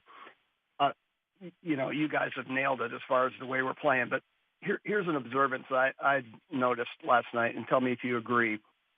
I've seen all this stuff about Ingram and what a spectacular game. I thought he played a good game, but here's the biggest difference I'm seeing between he and Soros. Soros is like the ninja goalie. He's like quick. He's rarely out of position. I mean, when he makes a save, he's immediately back in position and ready to go. I even saw some posts where they were comparing Ingram to Rene. He's got a long way to go before he gets to Rene, but he played a good game. He would make saves, but to me, he was slow to get back in position. And I thought he got lucky on a few of those saves. But what do you think? Hey, thanks for the call. I mean, look, it's hard for me to pick apart anything Connor Ingram did last night. I'm not saying that he's UC Saros or anything like that, but it's hard in my opinion, Chase. I think it's hard to play much better in goal than he played last night. He was really good. Yeah, he's not perfect, and he did get lucky on a couple of them, but that's also the playoffs. Well, part of being lucky in goal is being in the right position. You got to be in the right position to be lucky most of the time. Sometimes it's better to be lucky than good. Sometimes. I mean, that's I'm not going to take anything away from Connor Ingram. I can't get on board with that because he's the reason that game went to overtime last night. If he doesn't play the way he played last night, we're sitting here today probably talking about a 4-1 loss. I mean, we're just that's simple. So I'm not going to subscribe to that. I think the guy played his heart out and deserved to win the game, and unfortunately didn't. I got a text that says, I don't know if you've heard the stat, but during the game they said we were the only team in the NHL led in points by a defenseman this year. That's why we're down 0-2. I mean, I hear you. You're also the only team that had 40 goal scorers. Well, you're also the only team that has a defenseman that had 96 points. So it's not your average run-of-the-mill being led. Like, there are some years where Roman Jossi's led the team in points with, 60, 65. Yeah.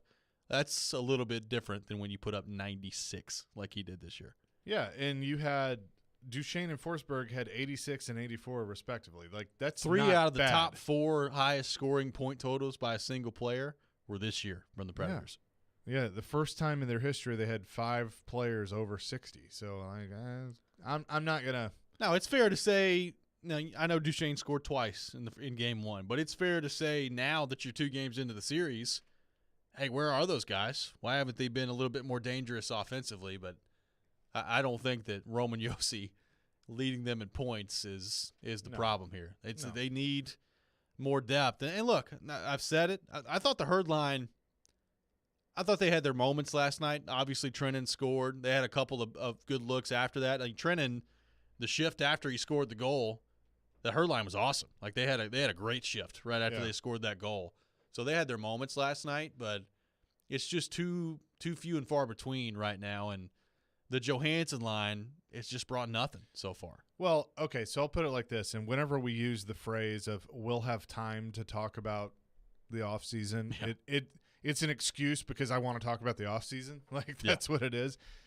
I think we both agree, because we've talked about it, that if they can get Forsberg done, okay, the top line's fine. Like, you need to see more out of them right now in this playoff series. But I think what would help that along is if you had a legitimate second line. Yes. Tomasino, to me, is a part of that equation. I think he's developing fine. He had a really good rookie year.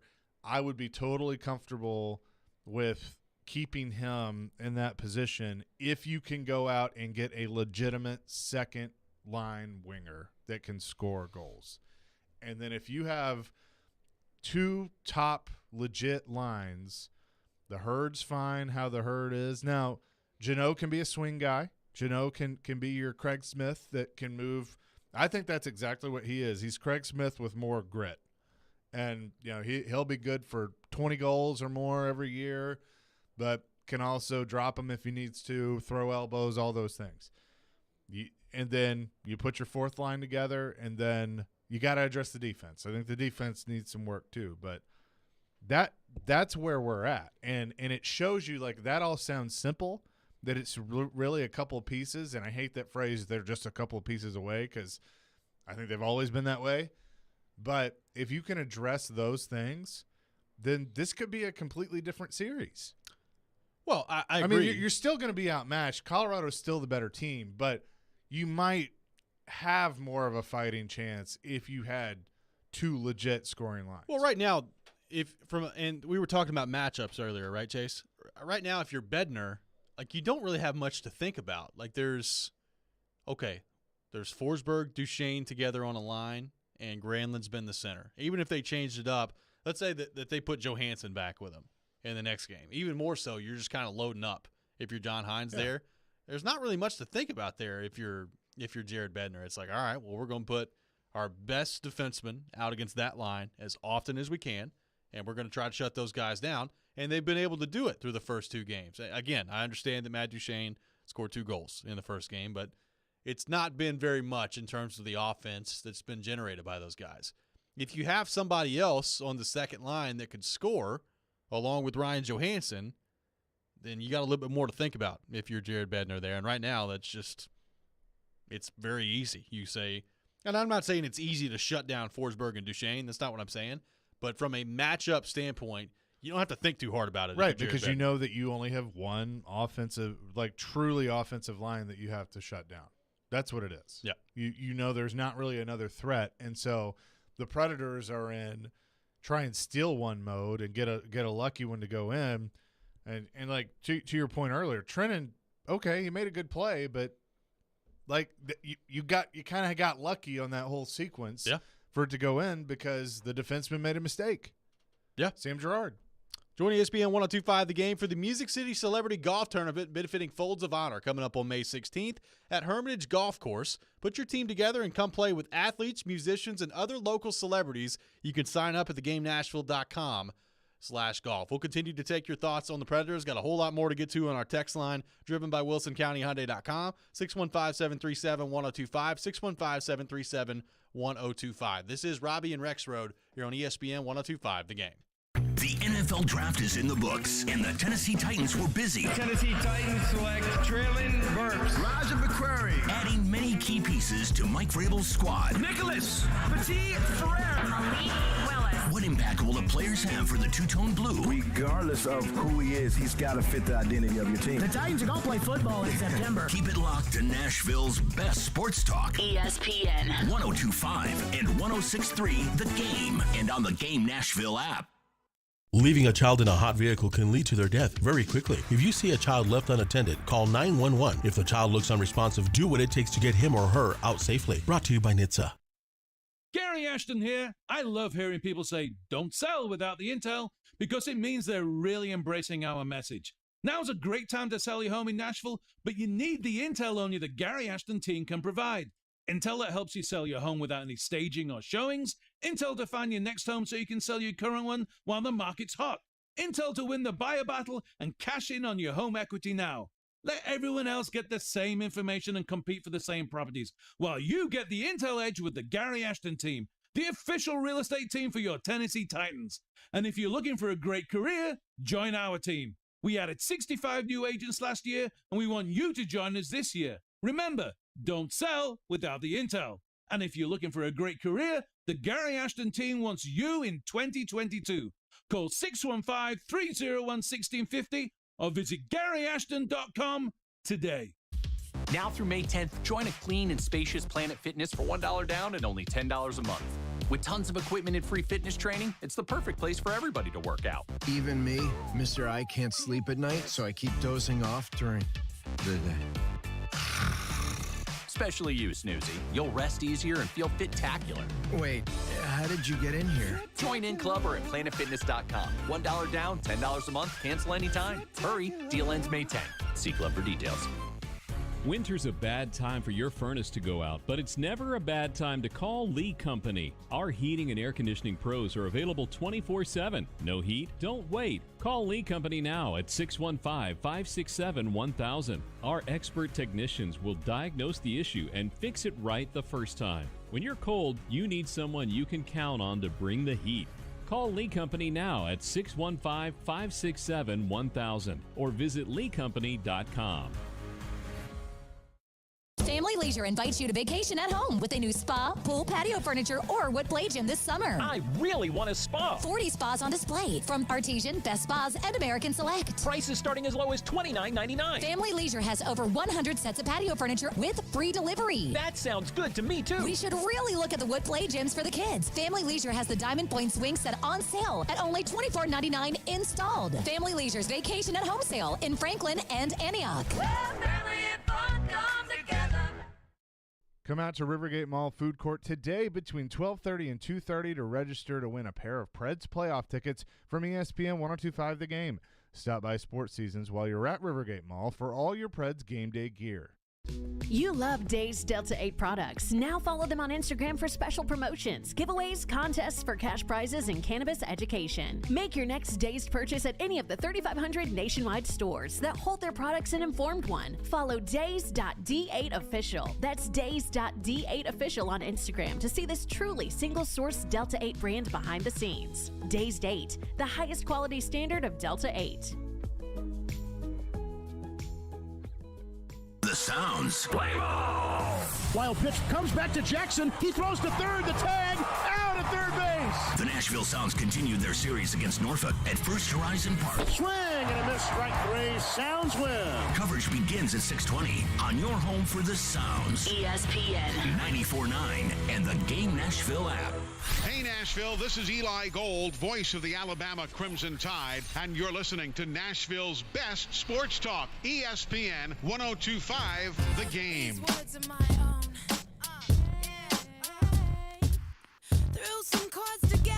I almost don't want to talk. I love this song. I know.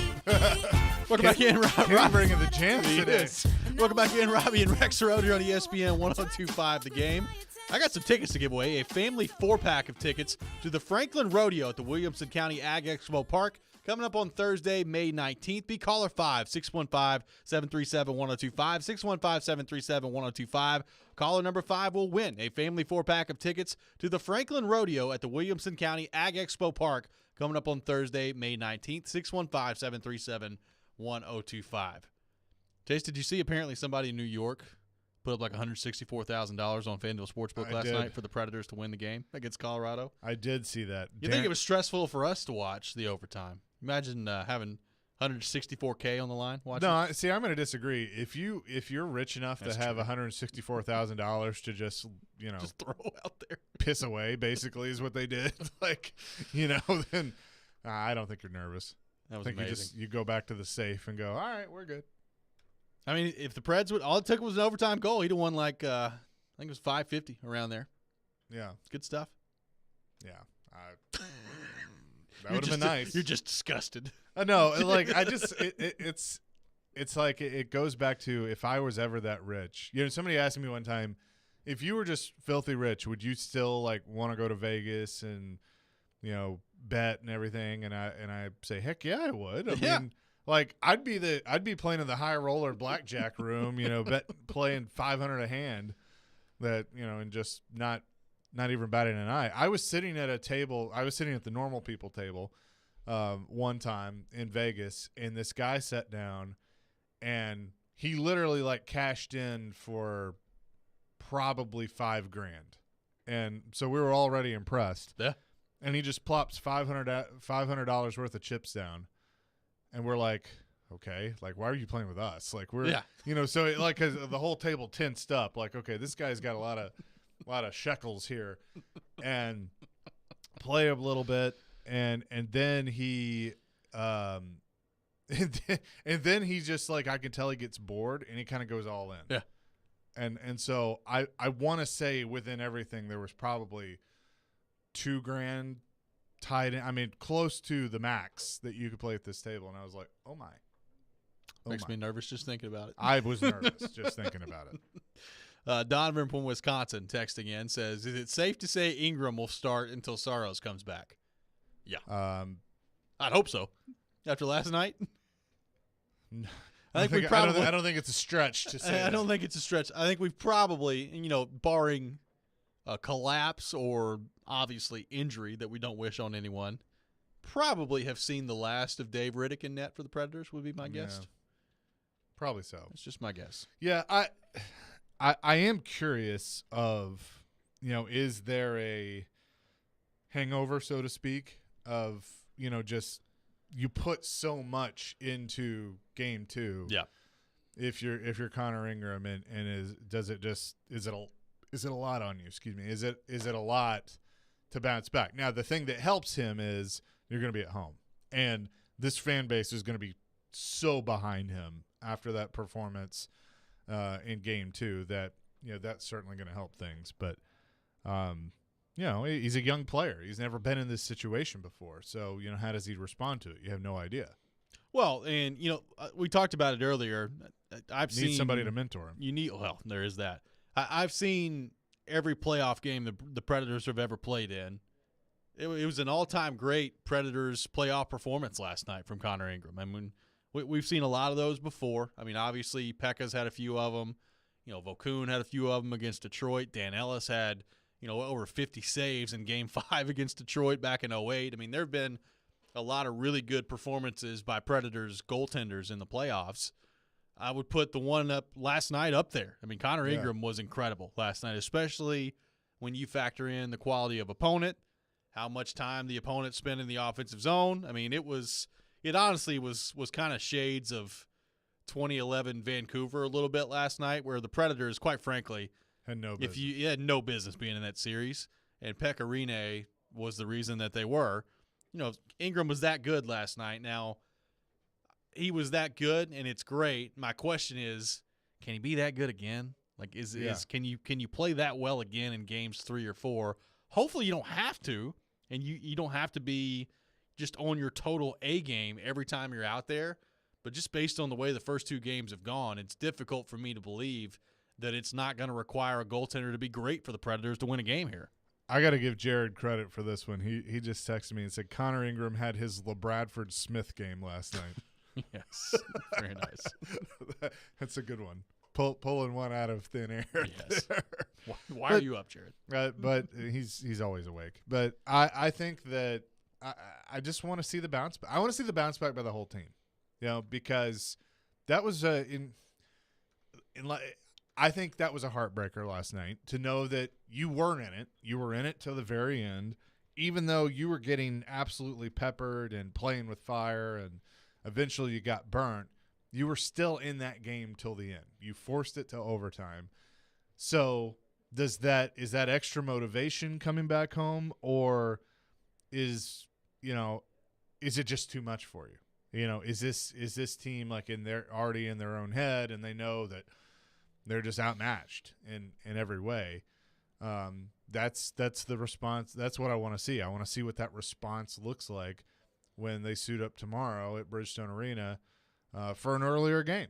That's another thing. Like that, what does that do? What does the time change do? They'll come home this morning, and so have a little bit of recovery time. I wouldn't even, if I'm John Hines, I wouldn't even touch the ice just after last night. But because you kind of know what you know at this point. It's just if you're the coaching staff, you're thinking about the lineup. Well, and now how does the lineup change heading into Game 3? And one thing that we've not talked about yet is Mark Borowiecki. He left the game late in the third period last night and did not play. Went back there in overtime. So is he going to be healthy? Is he going to be ready to go in Game 3? If not, Lozon was in there last night. I thought he made a really bad play, bad decision on the first goal by Colorado. And it looked like, Lozon had to leave the game for a little while last night. It looked like he took like a skate blade to the face, which just looked awful.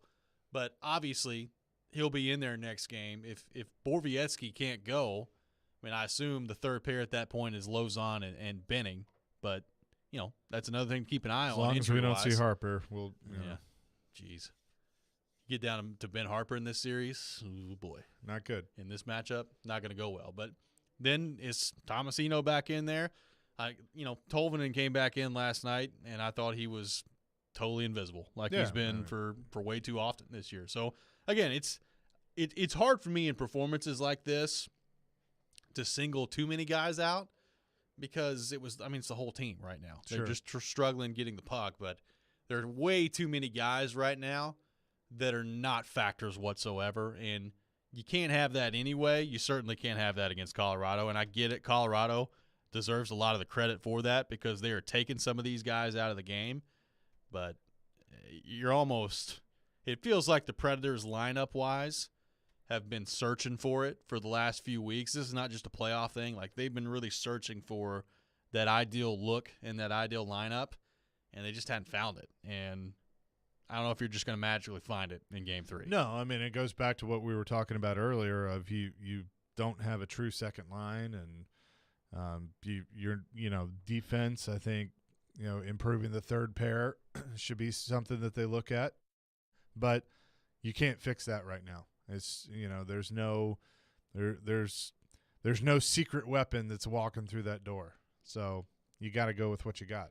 Coming up next, it's time for Call Your Shot Friday here on Robby and Rexrode. We'll take your bold predictions in the world of sports on our text line driven by WilsonCountyHyundai.com, 615-737-1025, 615-737-1025. This is Robby and Rexrode here on ESPN 1025 The Game. Join Chase McCabe for Chasing Checkers every Sunday morning at 8 for all the news in the world of motorsports. Joey Logano gets the very first victory in the next-gen car while hearing from the big names. Two-time champion Kyle Busch. Being able to bring NASCAR, the Cup Series, back to Nashville is cool.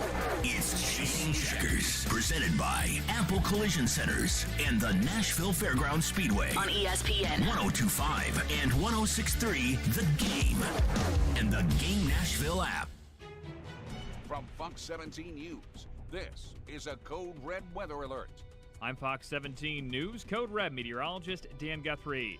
Scattered showers and thunderstorms will be developing again this morning. Severe threat would be late morning into the early afternoon, mainly east of I-65.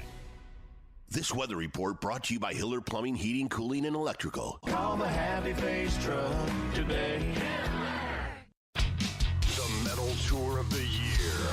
Megadeth, Lamb of God, with special guests, Trivium and In Flames. This is it tonight, Bridgestone Arena. 4 of metal's biggest artists share the stage for one epic night. This is a buck-up. On sale now. Buy tickets at livenation.com.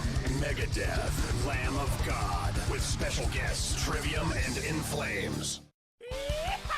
Attention, buckaroos! It's time for the Franklin Rodeo, so saddle up and hold on to your lasso. It's 3 days of bull riding, calf roping, western wear, funny clowns, and some of the most talented horses you've ever seen. Join the Stampede from May 19th to May 21st. The Franklin Rodeo is held at the Williamson County Ag Expo Park and is brought to you by Franklin Chrysler, Dodge, Jeep, and Ram, Williamson Medical Center, Wesley Mortgage, and Event 1FX. Tickets on sale now at franklinrodeo.com. It's a buckin' good time. You don't have just an ordinary mom in your life. She's the best. Her work never stops. Her sacrifices are many. Her love is unfailing. This Mother's Day, Genesis Diamonds invites you to join us in celebrating and appreciating the mothers in our lives. Stop in and let one of our trusted advisors help you find a special, meaningful gift. Layering necklaces, stackable rings, eternity bands, pearls, elegant diamond pendants, and of course, stunning diamond earrings. Great Mother's Day ideas for any budget. There's no doubt we love Mom, but sometimes a little extra appreciation goes a long way as a thank you for helping us through challenges, making sacrifices, and always putting the family first. So whether it's her first Mother's Day or her 60th, Mom deserves a gift that's anything but ordinary. And at Genesis, that's our specialty. Exquisite rings, earrings, bands, bracelets, heirloom pieces. Timeless gifts of jewelry that she can enjoy and cherish for decades to come, and always be reminded of how special she is to the family. Genesis Diamonds, online at genesisdiamonds.net. If you've been thinking about remodeling your home's kitchen or bath, contact the countertop experts at Smoky Mountain Tops. Willie Donick here, and we installed Smoky Mountain Top surfacing in our kitchen years ago. It's remained durable and super easy to clean up. Smoky Mountain Tops is proud to offer the new prestigious Vidara quartz for your kitchen or bath countertops. Vidara surfaces are ideal for use in almost any interior application. Check out the stunning new Vidara quartz shown at Smoky Mountain Top Studio. Contact the pros at Smoky Mountain Tops. Quality, service, and dedication. Visit SmokyMountainTops.com. Don't miss Nashville SC versus Real Salt Lake on Sunday, May 8th at 4 p.m. Come on in to Geodis Park and get closer, bolder, and golder at Nashville SC's. Single match tickets are on sale now at NashvilleSC.com/singletix. Darren McFarland. And a mulligan that we all look for in golf. Lord knows our game could use it. Willie Donick. Outworked and outperformed a lot of other really good players. Chase McCabe. I want some sort of trade protection. Darren, Donick, and Chase have you covered weekdays from 10 to 2. Presented by Spring Hill Heating and Cooling on Nashville's best sports talk. ESPN 102.5 and 106.3 The Game and the Game Nashville app. Signs First is the official sign company for 102.5 The Game. Go to sfnash.com. This is Robby and Rexrode on ESPN 102.5 The Game. You know what that means. It's time for Call Your Shot Friday with Robby and Rexrode on ESPN 102.5 The Game and the Game Nashville app. And it is that time of the week, time for Call Your Shot Friday here on Robby and Rexrode. As always, we'll take your thoughts, encourage your participation on our text line driven by WilsonCountyHyundai.com, 615-737-1025,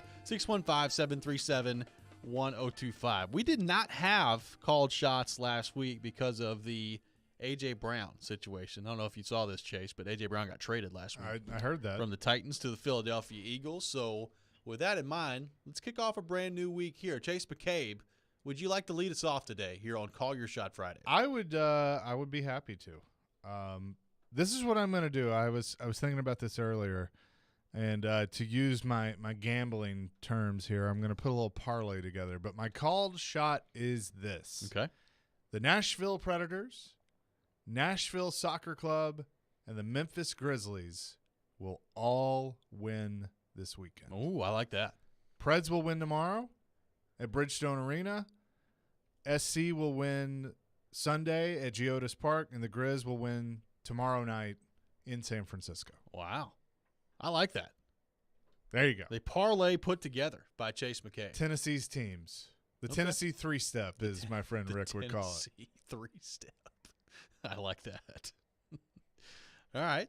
Do you have any other call shots, or those are your call shots? Those are, I'm going to be works? honest with you, I thought we were just doing one. No, So that's there you fine. go. That's you can do as many as you want or as That little is- as you want. That is my called shot. All right, my called shots for this week are this. This is a dangerous place for me to be as a fan because it's difficult for me to allow myself to believe because sometimes your heart gets broken. I think back to the Green Bay Packers just getting it ripped out against San Francisco. I'm a big Miami Heat guy. You're still not over that. I'm not. No, I'm not ever going to be over that, especially now that Devontae Adams is gone.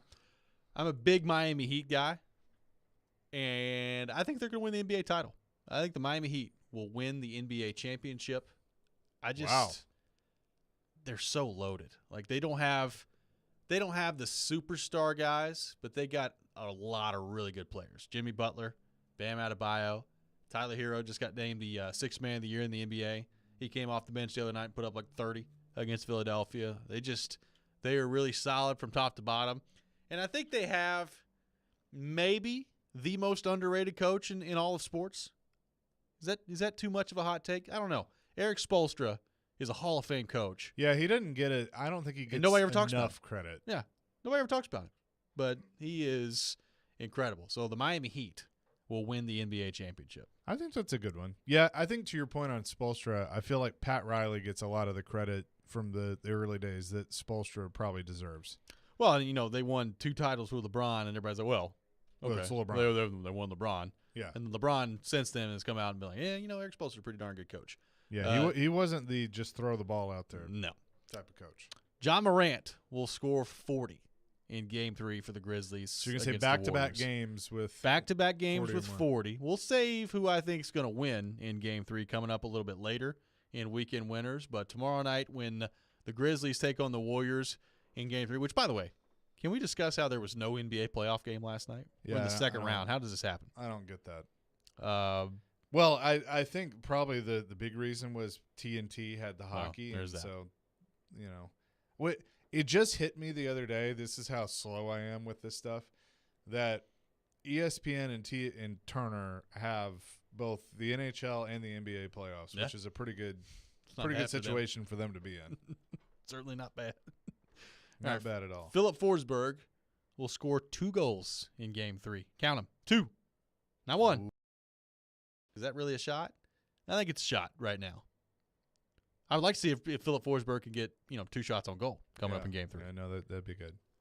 Okay, I'll add another one. All right. UC Saros will return in Game 4. Okay. All righty. Not tomorrow. All right. Game 4. I like that. Which will create, if my first called shot comes true, that will create a talking point for us on Monday. It's like, well, hey, Ingram's done enough, and they just won a game. Do you really want to do that? The answer is yes. You want to do that. Yeah, by the way. no, if he's completely healthy. Yeah. And finally, my final called shot for this week: Tennessee will lose this weekend series to Kentucky. Wow. They will lose. Now they lost last night, so they're 0 for 1 so far. But typically, you expect them to bounce back. They've not lost in a series yet in the SEC. Tennessee will lose. I feel like they're in a bit of a cold streak right now. Like they're just they've cooled off a little bit. Now you got obviously Dolander coming back in there. Tidwell's done really well. So the rotation is going to be interesting for Vitello to figure out as they come down the stretch here of who's going to be the weekend starters, who's coming out of the bullpen. How do you handle that if you're Vitello? But it was a rough one last night. They had all these runners in scoring position last night and left them stranded on the base path. So I say Tennessee loses the weekend series to Kentucky. If Michelle was here right now, she'd be going crazy. She would not like that. I'll give you one more for me because I had to look this up. This weekend, Ronald Acuna Jr., the beloved outfielder for my beloved Atlanta Braves, as the Braves are back at home taking on the Brew Crew. Ronald Acuna Jr. will hit his first home run of the season. Oh, boy. I like that. Let's go to our text line. Big fly. Driven by WilsonCountyHyundai.com. 615-737-1025. 615-737-1025. Chris on the text line says, called shot. Spoelstra to the Lakers. Book it, Robbie. There's a 0% What would chance. that do to you? It would hurt very bad, but he's not going anywhere. Eventually, Eric Spoelstra will not be coaching anymore. He will be doing what Pat Riley is doing right now, which is basically running the franchise. But Eric Spoelstra, he's not going anywhere. That's another thing, too. He's been there, 15 years? Longer than that, maybe? He's been the head coach for going on 12 or 13 now. He's been there for 20, 25 years. Yeah, I mean, that guy's a lifer. Oh, yeah. In Miami. That's pretty impressive. Now, the question is, who is going to be the next coach of the Lakers? I don't know. They've kind of run through everybody. LeBron, player coach? Yeah, LeBron, maybe. Stephen in the Borough texting in says, I know this is bold and it's never going to happen, but let us dream Pecorine rises from the ashes of retirement to come back and save the Preds one last time. There it is. And the Preds beat the Avalanche in 7 games. Saturday night or Saturday afternoon, Bridgestone Arena, Paul McCann comes over the PA. We have a announcement to make. General Manager David Poyle has announced that the Predators have signed Pekka Rinne to a 1-year contract, and then Stone Cold Steve Austin's music hits, and Pekka comes out and just points at his number the whole time. Like, yeah, I'm here. There you go. Talk about the building going nuts. That would help with the environment. They might literally blow the roof off if that actually happened. I mean, I would be just as excited, but there's no chance. No. Unless he's been secretly working out and training for the past 2 months. I think at this point it literally can't happen. Like, it's illegal for it to happen. So okay. It's not going to happen. Yeah. But dream. There you go. Go ahead. Keep dreaming on the text line. It's fine with me. You could probably pull that off on like NHL 22 or something. Oh, definitely. Mark from Ashland City on the text line says Tampa will win 4 straight and beat Toronto in 5. The Grizzlies and Celtics will play for the NBA title, and Philip Forsberg will sign with the LA Kings to reunite with his best bud, Victor Arvidsson. I've heard a lot of speculation to the Kings. Yeah. Financially, that would be a dumb move on his part. It would be. Because I don't think anyone's going to offer him. 1, he loses the extra year. Yep. And 2, I don't know if anyone's really going to offer him over 9.5. Maybe 10, but even if it's 10 in LA, you'd still make more here. Yeah. You know, making 8.5 or 9. A few taxes out there. So just gotta a few. pay. Yeah. Just a few. Tyler on the text line says the winner of the Golden State-Memphis series will win the championship. So Tyler's saying this Grizzlies-Warriors series is like the de facto NBA Finals. I like that. I think it's could be. I mean, Phoenix is going to have something to say about that, I think, but because that would be the Western Conference matchup. Could be. Jared from Dixon texting in says, this year Tannehill will end up choking right at the playoffs, so they'll put in Malik Willis at the end, and he'll take us to the Super Bowl and be a big sensation. That's coming from Jared from Dixon on the text line. That will be a result of all the mentoring that Tannehill has. I'm sorry, Logan Woodside would have done at that point. Clay in Cunningham texting in says, my call your shot was going to be we lose Forsberg, but get Gaudreau instead. Last texter got it in before me. So losing Philip Forsberg, but the Preds signed Johnny Hockey from the Flames. I assume he's talking Johnny Gaudreau and not Freddie Gaudreau. Okay, would you take that? It's not a trade, but would you take that? Like if that's the result, if Forsberg leaves and you get Johnny Hockey, like are you satisfied with that? Johnny Gaudreau put up like 113 points this year. I mean, to me that's an upgrade. Yeah. So probably an upgraded price too, but yeah. Yeah, but I mean, but it goes back to if the price for Forsberg, let's say, is 10, and you're just not willing to do that, and you're going to pay 10 to 12 for Johnny Hockey, I think it's a little more. It's overpaying across the board, but it's a little more worth it. It would be very interesting. Better player if that's the way things check out. We'll continue to take your call shots, your bold predictions on our text line driven by WilsonCountyHyundai.com, 615-737-1025. Coming up next, we'll get Teron Davenport's thoughts on the Ryan Tannehill comments on Malik Willis and the Titans as a whole as they sit here after the draft. How do they stack up in the AFC South? All that next. This is Robby and Rexrode here on ESPN 102.5 The Game. The voice of reason. Now, you may say, well, a quarterback is more important than a running back. That's fine. You can say whatever you want. The voice of the fan. Even if we have to develop him while he's playing, I just want a boring first-round pick. The voice of Nashville sports is your home of Nashville's best sports talk. ESPN 102.5 The Game and the Game Nashville app. Time for the Preds Report. presented by Newton Nissan. After losing the opening game of the series 7-2 to Colorado, the Predators in the first period trailed 1-0 when they came back to tie things up. Over onto the left board, you'll see the long pass. It bounces through for Trennan. A 2-on-1 for a moment. Trennan scores! Yakov Trennan scores and leaps into the glass down in the corner. The game is tied at 1. Yakov Trennan with his first of the playoffs, and that comes from Carrier and Yossi.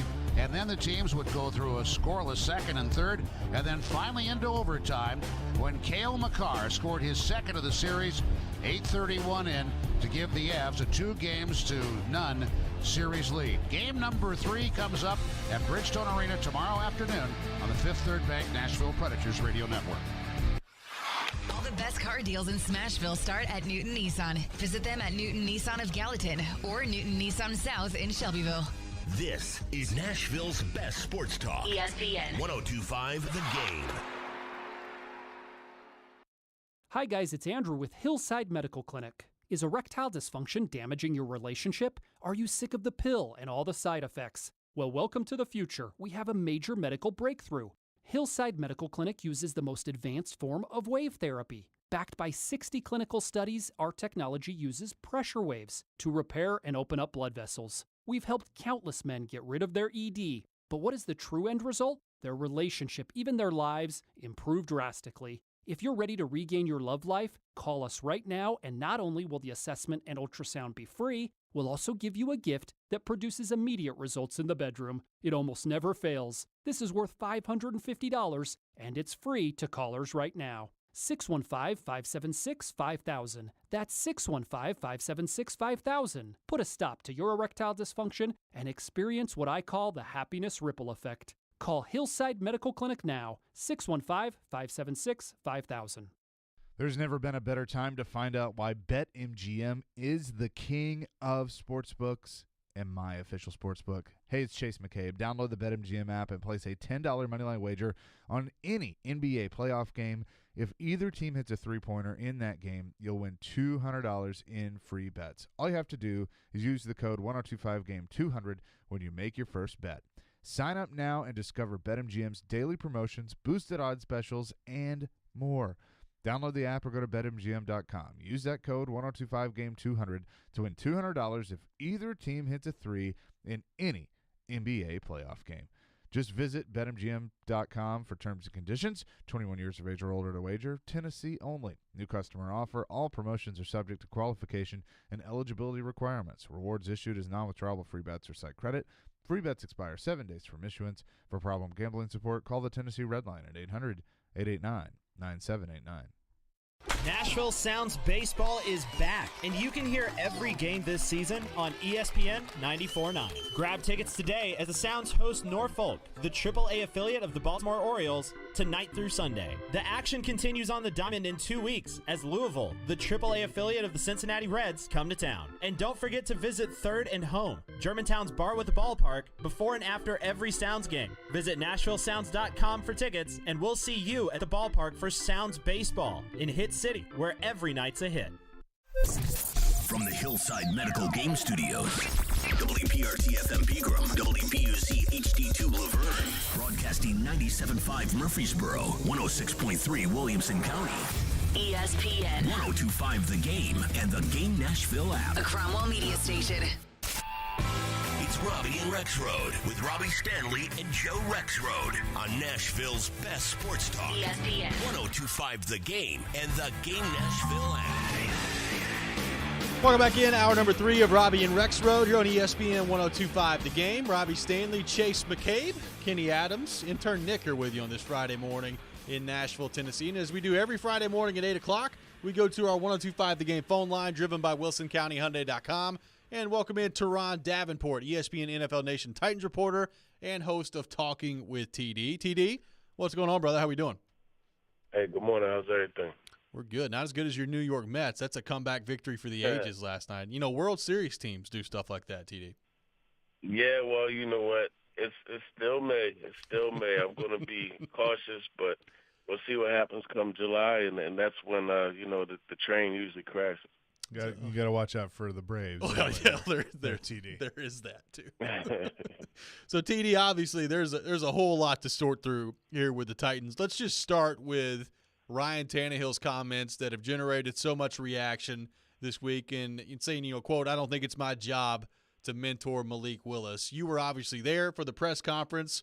What was your thought at the time when he said it, and what do you make of the reaction that's really been league-wide in the aftermath of it? Well, I thought it was interesting that he said it. I don't think it was something that he meant to, say maliciously. You just have to be careful saying something like that. But I think you got to look at the whole comment just as far as he was just explaining the situation that he's in. But you can't let something like that come out unless you're going to back it up with, like, but I'm willing to help him. Something along those lines. That's what he should have done. TD, so with that said, I mean, how do you see this relationship working between Tannehill and Malik Willis? I know publicly he's gonna say, well, except for the other day of how he put it, but they're gonna say and do the right things. But ultimately, it's a competition, which I don't think is a bad thing by any means. And Tannehill is going to be the starter. It's just you're going to compete day in and day out. So ultimately, how do you see the relationship working? Yeah, I think it's going to be fine. They'll push each other. Both of those guys are resilient. I don't think it's going to be an issue. I know I'm talking to Quincy Avery, who is Malik Willis's personal quarterback coach. He said that there won't be any problem as far as Malik being able to go in and, support Tannehill as the starter and just, develop and learn. And I think Tannehill, he's naturally going to be, able to answer questions and do the type of things. I mean, they don't have to, go to a steakhouse every night together and do those type of things for Tannehill to, quote-unquote, be a mentor. I think it will be a learning situation for Willis, and they'll share information, and they'll support each other. So, TD, now that the draft class picture is complete, what did you make of the job that J-Rob and the Titans did with this draft? What do you like about this 2022 draft class? Yeah, I mean, I think they did a good job of bringing in players that will help out. And for me, it seems like they attempted to, duplicate past production that they had, past playmakers, right? And you look at Adam Humphries, right? He's a guy that Tannehill used to like to throw the ball to. Well, Kyle Phillips is very similar to him. Then you look at Jonnu Smith. Tannehill liked to throw to him. Chiga Conquo is very similar. And then, of course, A.J. Brown to Traylon Burks. Those are, all three of those guys are guys I think that's going to help out. And then I really like the McCrary pick. He's a sticky corner. Theo Jackson is a good late pick, a local kid. I mean, really all of the picks I think are pretty solid. I'm not as big on Petit Ferrer as everybody is, but I mean, we'll see how that situation develops. They needed offensive linemen. The one thing they could have done was gotten an interior guy, and I think that's where Nate Herbig is available via the Eagles. I think he's someone that they should bring on board because he could compete for the starting guard spot and probably get it. We're talking to Teron Davenport of ESPN. It's funny talking about the draft. I was at a function earlier this week, and Titans controlling owner Amy Adams Strunk was there and talked to her for a few minutes. We talked about the draft. She's obviously very pleased with the job that John Robinson did, but you brought up somebody that she's very excited to see, and that's Kyle Phillips. So do you think in your mind that he could be that slot receiver that they've been looking for, or would you still like them to maybe address that with some of the free agents that are still out there? I think he could be a slot receiver that they need. I mean, that would definitely help out. Mason Kinsey will still be in competition for that too. And I think, he was on talking with TD this week. That was one of our guests. And he's someone that, he's a sturdy route runner. You know what I mean? Like a sturdy little receiver that runs good routes. I think it's going to be, a good situation for them in blocking too, because he likes to throw it in there and block as well. So, he'll be a guy that's a challenge for that slot spot. TD, you mentioned the McCrary pick. I like it too. I loved watching him play at Auburn, but some Titans fans have texted into us and say maybe that's a commentary on Caleb Farley. What do you make of that idea? Do you think did that pick by McCrary tell you anything about how the Titans view Caleb Farley, or do you think it was simply he was the best player available and that's where they went on their board?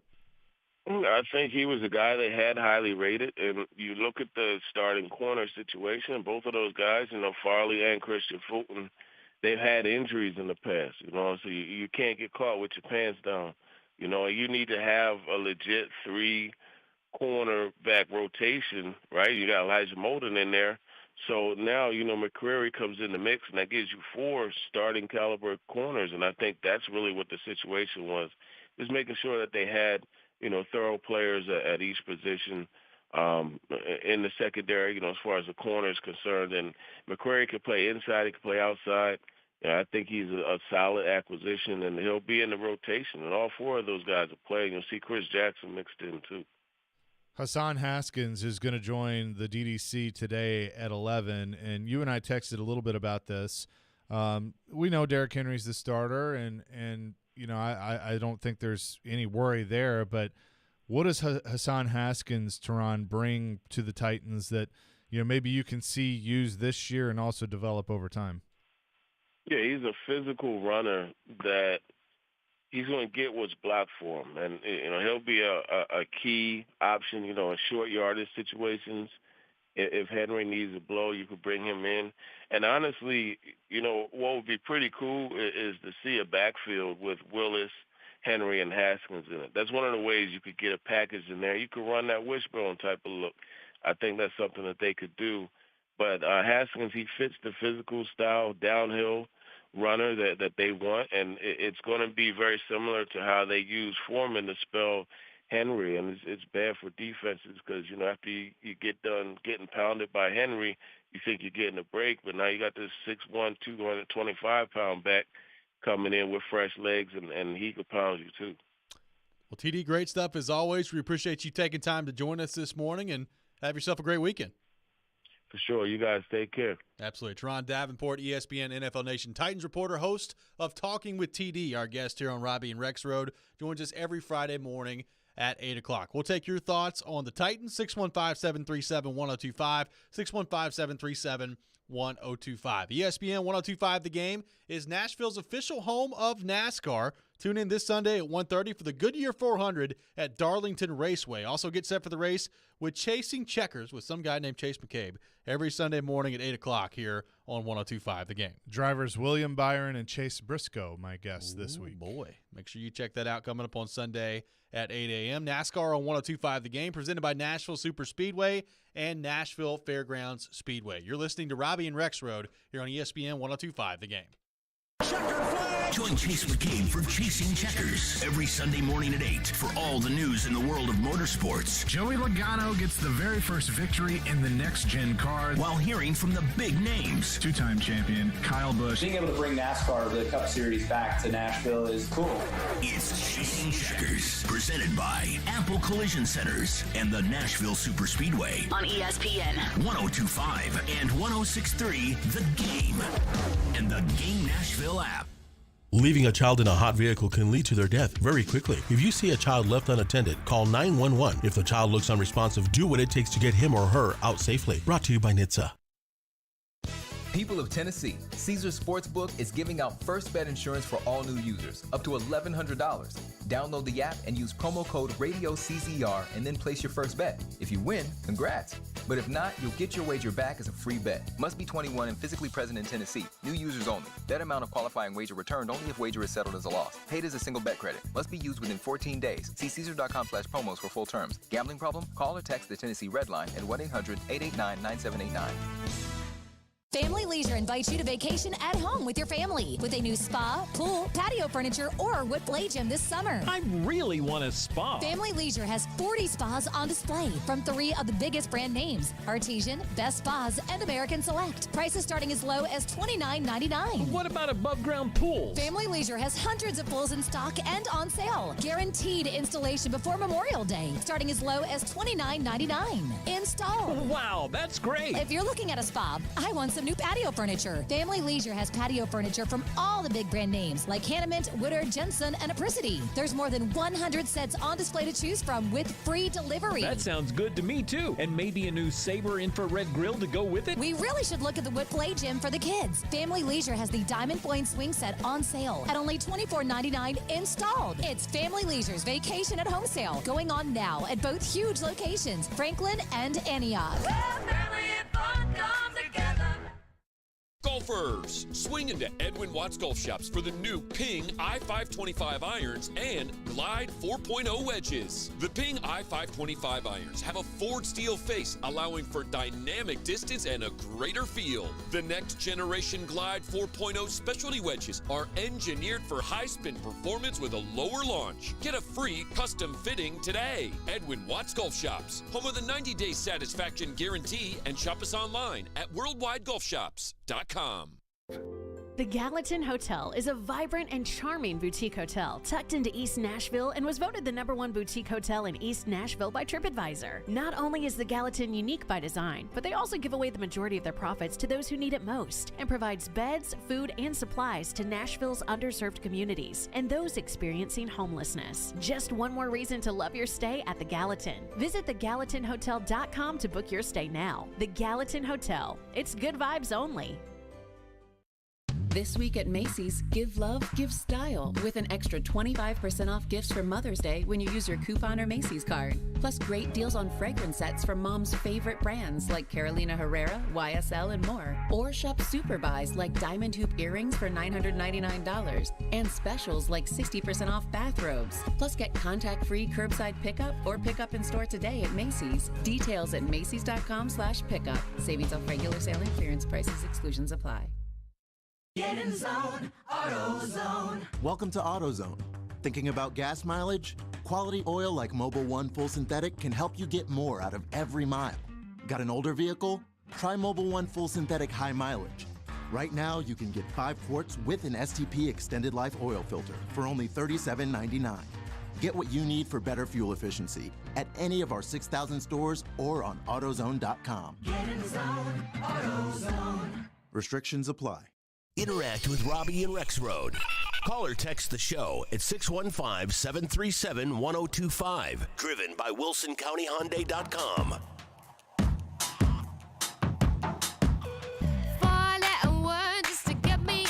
Tune in for Nashville Sounds Baseball tonight at 6:35 on ESPN 94.9 as the Sounds take on the Norfolk Tides, AAA affiliate of the Baltimore Orioles at First Horizon Park. Sounds Baseball on ESPN 94.9 presented by 312 Pizza, Farm Bureau Health Plans, and Spirited Hive. Welcome back in, Robby and Rexrode here on ESPN 102.5 The Game. Robby Stanley, Chase McCabe, Kenny Adams here with you on this Friday morning in Nashville, Tennessee. We're going to be joined by Terry Crisp coming up at 8:30. We'll get his thoughts on Game 2 with the Predators last night. I'm sure that will be very eventful coming up here at 8:30. Bringing the passion for sure. Scott Burnside joining us at 9:30 as well. So looking forward to that conversation with him. And as always, taking your thoughts on our text line driven by WilsonCountyHyundai.com, 615-737-1025, 615-737-1025. It's interesting you bring up the Malik Willis situation. I was interested to get TD's thoughts on this in terms of how that dynamic works as they move forward, because it's got to be, from Malik Willis's standpoint, a really interesting time. Number one, you slid down in the draft, I think farther than you probably thought you would, into the 3rd round.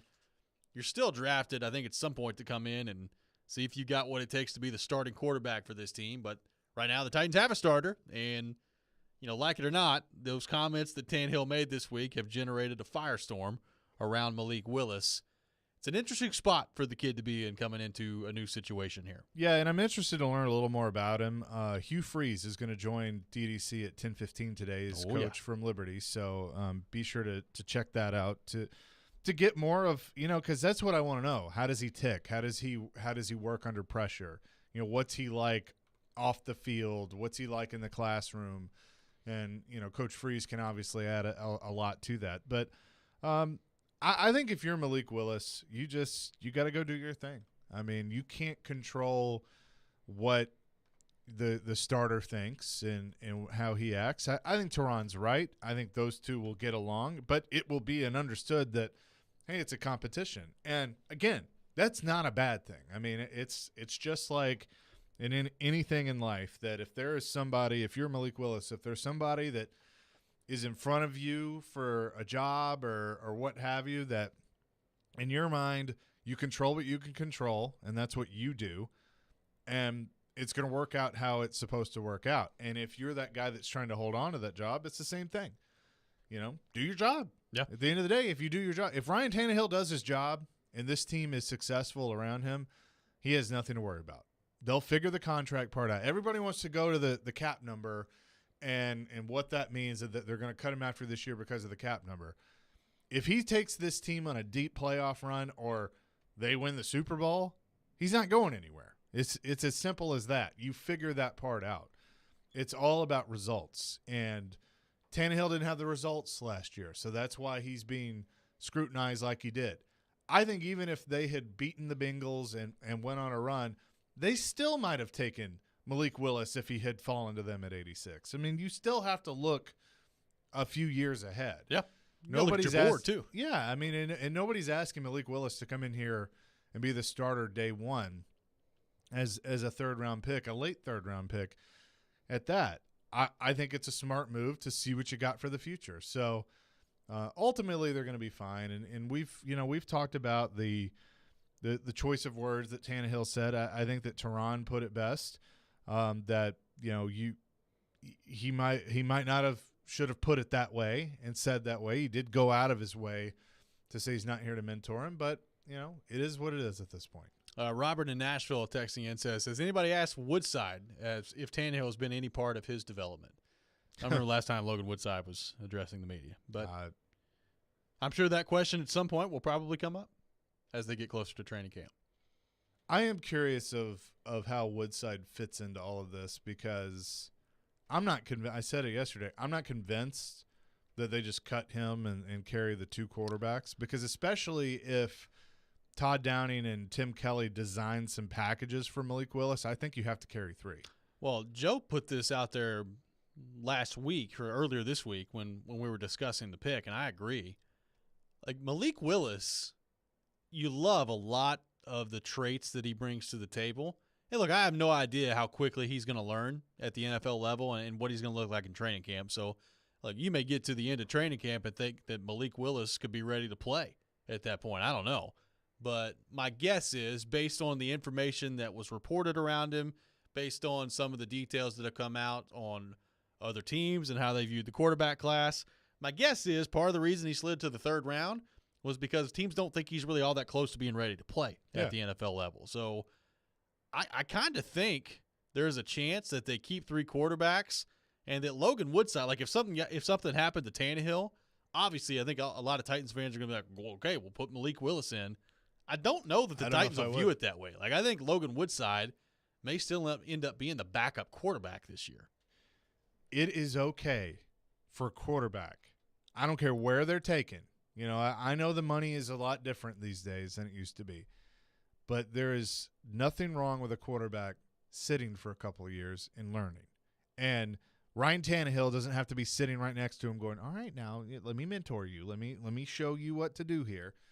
And, Derek was fired up. Go route. Yeah, right. Derek was fired up about that yesterday, and we have a difference of opinion on that. It's not Ryan Tannehill's job to do that. You're going to learn by observing anyway. You think Aaron Rodgers? We know Aaron Rodgers wasn't mentored by Brett Favre, but do you think he learned some stuff from Brett Favre? Heck yeah, he did. He said as much, yeah. Yeah, so that's where it's at there. But I would not force him on the field. Like I am even against having packages that involve him. Like he needs to just sit back. The only time he needs to play is during the preseason. McNair is set for 2 years, the better part of 2 years. And Chris Chandler didn't mentor him. That was pretty documented. No, he didn't. I mean, he didn't. He hated him. So it was pretty documented that didn't happen. But I remember talking to Floyd about that of, him sitting 2 years, and that was a part of the plan, and it worked. I mean, we'll never know, but if McNair starts from day one, I don't know if he has the same career. I think he was a project quarterback too. He needed time to develop. It is a huge jump going from college football to the NFL. It's an even bigger jump going from Liberty University to the NFL. Yeah, I don't think there's any question about that. I will say this, though, and you brought this up yesterday. I have not been this excited about a Titans preseason in a long time. I mean, preseason games, by and large, and I very well could feel this way by like the second quarter of the first preseason game this year. I don't know. But preseason football, generally speaking, is awful. But Malik Willis being in there and playing, Traylon Burks, I think, will play a little bit. Now, how much will Traylon Burks play in the preseason, given the fact that he's probably their number 2 receiver right now? I don't know. I guess we'll have to wait and see on that front. But the Malik Willis part of this by myself, I'm really interested to see what he looks like come preseason time. Well, and it could be a glimpse of the future because Haskins is probably in there with him. Yep. So Malik Willis, Hassan Haskins, Kyle Phillips probably factors into that. So I'm with you. Yeah, I think that will be the most intriguing part of things, is just being able to watch some of those games and see how he operates in this offense going up against, granted, second and third string, but NFL defenses. And so, we'll have obviously 3 games to see that and a lot of time to talk about that. But, yeah, I think that is certainly an intriguing part of things. Let's quickly get to the text line driven by WilsonCountyHyundai.com, 615-737-1025. Matt from Camden texting in, looking ahead to Game 3 between the Grizzlies and the Warriors. Do y'all think Dillon Brooks deserved the 1-game suspension for Game 3? If you missed it, Dillon Brooks will not be a part of things for the Grizzlies in Game 3. He got flagrant 2 the other night in Game 2 for the foul that left Gary Payton injured on the play and broke his elbow, basically. So he's going to be out for the rest of the playoffs. Yes, I think he deserved it. I think the 1-game suspension was probably the right call. I know there's some Grizzlies fans upset that Draymond didn't get suspended for a game. And, I think Jay Williams was talking about this earlier on Keyshawn, J. Will, and Max about how he thought Draymond should have been suspended for 1 game too. So I understand there's some frustration there. I don't necessarily agree that Draymond should have been suspended. I thought the Dillon Brooks play was worse, and I thought it was the right call. And now, he's a really important part of what they do. That's going to be a significant jump in terms of, the Warriors obviously being back at home. Klay and Steph shot so poorly last game from 3. You can't rely on something like that happening again. But with Dillon Brooks out for Game 3, number 1, it's more responsibility on John Morant, but number 2, more responsibility on Jaren Jackson Jr. as well. He's got to have a game closer to Game 1. Do you agree with the punishment in him getting ejected because of the result? Like, if Gary Payton doesn't break his elbow and doesn't leave the game, it's the same play, but the injury doesn't happen. Do you feel differently? I don't think so, because look, I disagree with a lot of what Steve Kerr says from time to time, and I think obviously it's your team, it's your coach. There's going to be a slanted viewpoint on it, so I understand all that. But when you're up in the air, like, it's a little different. Like, you can play hard defense and you can be physical, and you want to be that in the playoffs. I do think there's a difference between being physical and being reckless, and I thought Dillon Brooks was reckless on that play. and that could be fair. Like, I don't think it was malicious. No, I don't think he was trying to hurt him. No, but if you want to say it was reckless, then okay, I'll give you that. Coming up next, we'll be joined by Terry Crisp, Preds TV analyst. We'll get his thoughts. He'll bring the passion on Game 2 from last night as the Predators fall in an 0-2 hole against the Colorado Avalanche. That's next. This is Robby and Rexrode here on ESPN 102.5 The Game. Hey, Preds fans. Sliding across to make the save is Sarah. You can now hear Smashville's best sports talk. The backhander, he scores! And every Predators game on 106.3 FM. Oh, that was a thing of beauty. From downtown Nashville to Rutherford and Williamson counties. Duchesne with the overtime winner. Catch all the action on 102.5 and 106.3 The Game. Don't miss Nashville SC versus Real Salt Lake on Sunday, May 8th at 4 p.m. Single match tickets are on sale now at NashvilleSC.com/singletix. That's NashvilleSC.com/singletix. Nothing makes one feel better than the ability to give to someone in need. You have the power to give the most important gift of all, the gift of life, with a donation of your blood. Supplies are desperately low in our area, and your help is needed. Blood Assurance is a nonprofit community blood center that supplies our Middle Tennessee area hospitals. Please find it in your heart to donate. Be someone's hero today. Go to bloodassurance.org to find a location or blood drive near you. That's bloodassurance.org. Give blood, give local, save lives with Blood Assurance. Finding the right person for the job isn't easy. Just ask someone who hired a lounge singer to be their office receptionist. Hello, this is Mickey Marquis, and you've reached the office of Doug & Associates. Thank you very much. Catch me Tuesday nights at the Hotel Johnson. Hello? But if you've got an insurance question, you can always count on your local Geico agent. They can bundle your policies, which could save you hundreds. Doug & Associates, this is Mickey Marquis. Hello? For expert help with all your insurance needs, visit geico.com/local today. And now it's Geico's Motorcycle Rules of the Road. Avoid biking in the rain and never touch another person's bike. Hey guys, look at these bikes. So shiny. Whoops.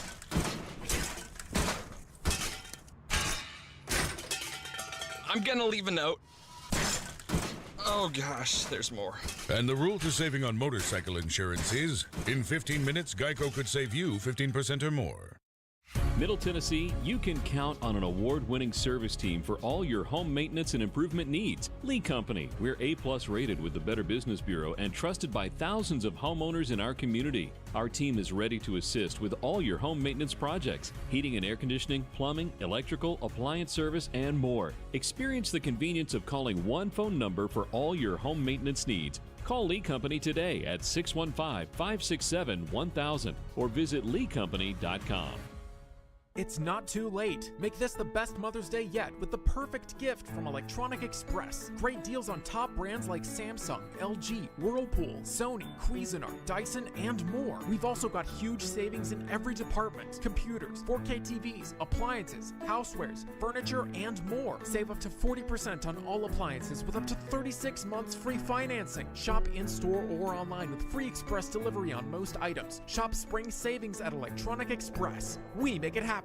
Don't miss Nashville SC versus Real Salt Lake on Sunday, May 8th at 4 p.m. Come on in to Geodis Park and get closer, bolder, and golder at Nashville SC's. Single match tickets are on sale now at nashvillesc.com/singletix. This is R.A. Dickey, and I'm proud to tell you about my friends at Smoky Mountain Tops. When my wife Ann and I needed new countertops for our kitchen, we called Smoky Mountain Tops. We wanted to make sure that we worked with a company dedicated to quality, craftsmanship, and customer service. And that's what we got with Smoky Mountain Tops. Go with the pros at Smoky Mountain Tops for any of your surfacing countertop needs. Located in Knoxville and Nashville. Visit SmokyMountainTops.com. Sunday. It's Throwback Weekend at the Darlington Raceway for the Goodyear 400. Coverage begins at 1:30 on your home for NASCAR. ESPN 102.5 and 106.3 The Game, and on the Game Nashville app. Hey Nashville, this is Paul Feinbaum, and you're listening to Nashville's best sports talk, ESPN 102.5 The Game.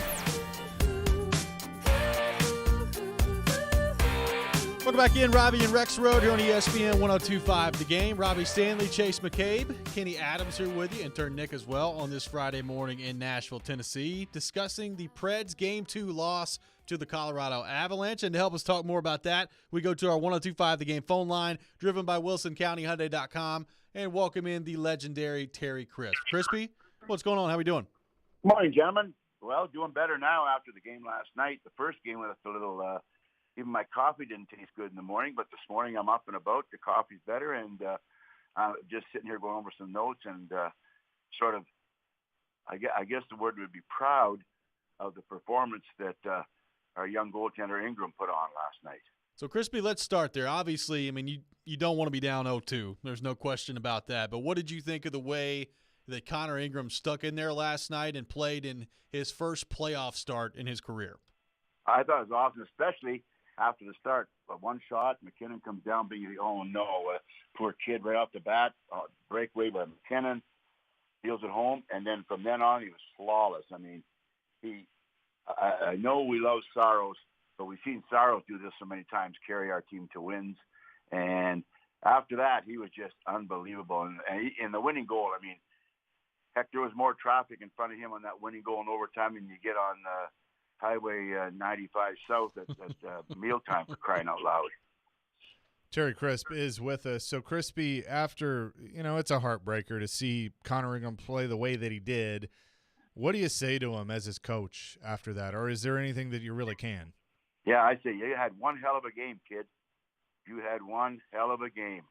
And you came up when we needed a shot in the arm, when we needed a lift up, a boost. He provided that. And, I mean, his players will know that. They'll feel, going into it, you think, okay, what's going to happen? Our goalie Riddick got slammed by him the other night. And then suddenly he just jumps into the fray, and away he goes. And the guys,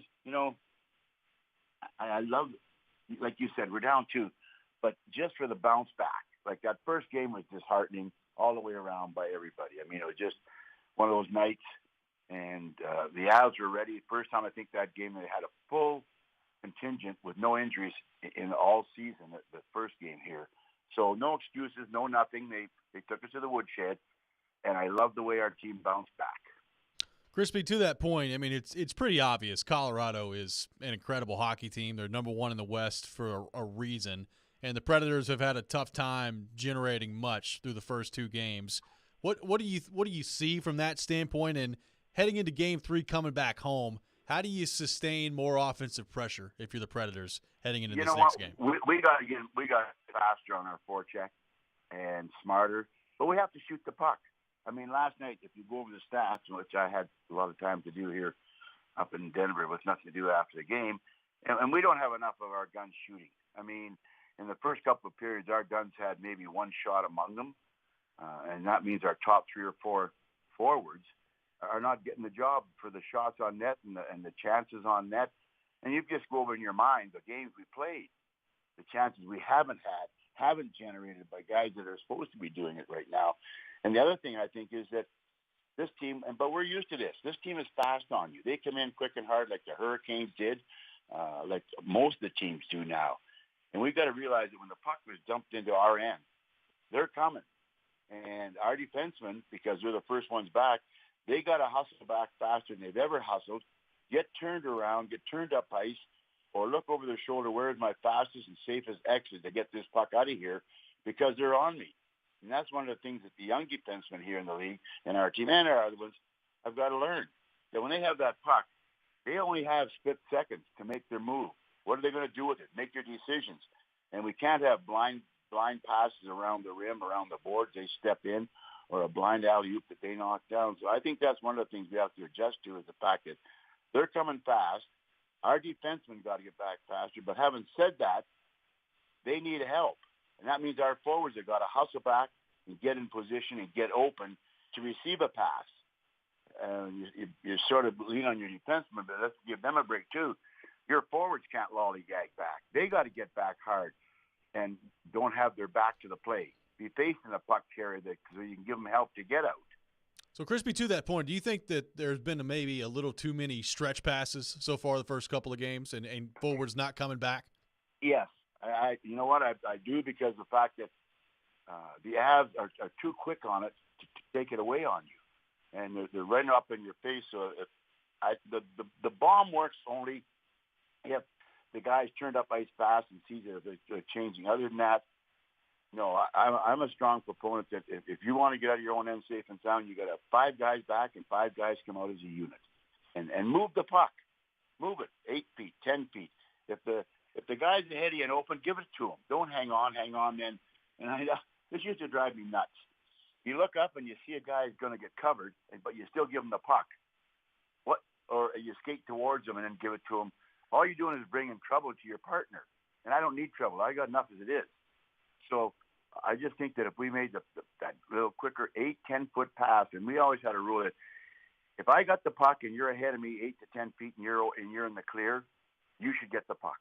And if I go by you and I'm clear in the open ahead of you, I get it. And that's my theory, but I just think that we got to move it just a little quicker puck movement. We're talking to Preds analyst Terry Crisp here on Robby and Rexrode. Philip Forsberg, do you believe that Colorado's just doing a good job of taking him out of things, or is there something else going on where you kind of want to see him go to another level? You know, that's a good question, because we were watching.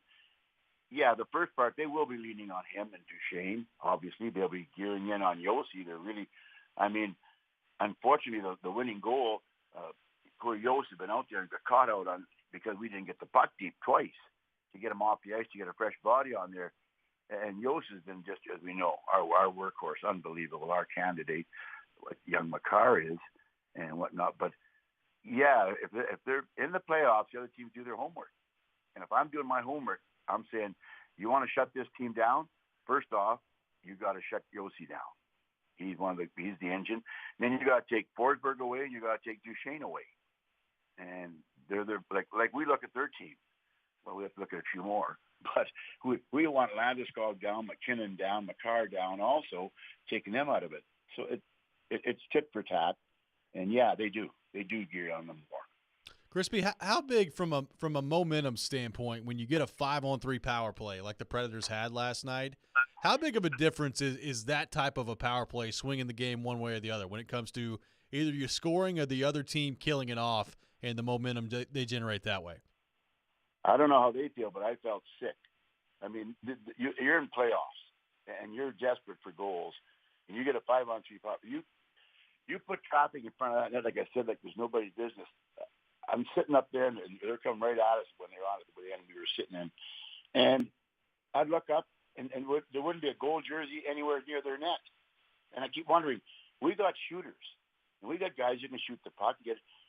But any goalie in the NHL, if he can see it's going to stop it. They're too good. And if you watch the Avs, it's nothing but jam jobs in front of our crease. Let's return the favor, especially on the power play. If it's not clicking and things aren't working, you work the puck around and around and around and around. Okay, let's send 2 men to the front of the net. That means you 3 donkeys out there that have the puck. You get the shot on net. You get it through. And we got 2 guys in front paying a price. So give them a reward. Crispy, something Robbie and I were talking about earlier, now that the series shifts to Nashville, John Hines will have the last change at his disposal. Do we make too big of a deal about the last change in the matchups, or is that a really important element for a team to have? It is sort of – it's a head game, really, and it's nice to have it, but it's not monumental if your team's playing and if you got the team doing. And the players are smart enough to know that. And I watched our guys, and they're smart. They were moving.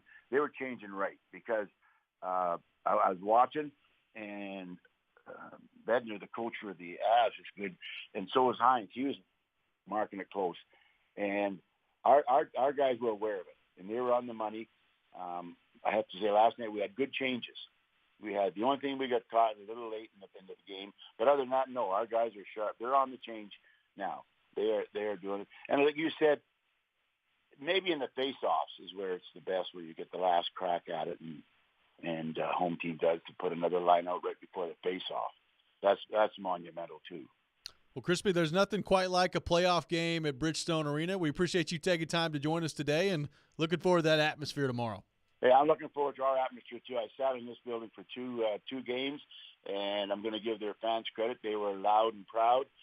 But I said to our group last night, our arena is louder and prouder, and we'll prove that the next 2 games. See y'all at the Bridgestone. Absolutely. Terry Crisp, our guest here on Robby and Rexrode, joins us every Friday morning at 8:30. We'll take your thoughts on the Predators on our text line, driven by WilsonCountyHyundai.com, 615-737-1025. Man, I love that man. I know. I love him so much. Donkeys. We'll take your thoughts on Game 2 last night between the Preds and the Avalanche. This is Robby and Rexrode here on ESPN 102.5 The Game. The college football season never stops. ESPN college football analyst Trevor Manich joins Stillman and Company every Tuesday at 4:30. They've got to do what Nick Saban in Alabama has done so successfully over the last 10 years. Presented by Houston Clinic on Nashville's best sports talk. ESPN 102.5 The Game and the Game Nashville app. Winning this award is truly like winning the Super Bowl of car dealer awards for Mercedes-Benz. Edwin Vickery, General Manager of Mercedes-Benz of Music City. Culture eats strategy for lunch. You have to hit on all cylinders to win this award. You can strategize all you want. You got to still have the right tools, and our tools are our people. Live the dream with 3-time Mercedes-Benz Best of the Best award winner, Mercedes-Benz of Music City. Go to mbofmc.com. Nashville's Anheuser-Busch distributor, Ajax Turner Company, is hiring Class A drivers and driver trainees who will obtain their Class A license through the company's very own driver training and testing program for free. Be home every day and off on weekends while earning competitive wages and receiving benefits like medical and life insurance, paid time off, 401k, and supplemental insurance programs. Apply at ajaxturner.com/career or call 615-280-3904. Anheuser-Busch reminds you to drink responsibly. Hey, it's Jared from my friends at Hiller. There's no better time to upgrade your essential home systems than this month at Hiller.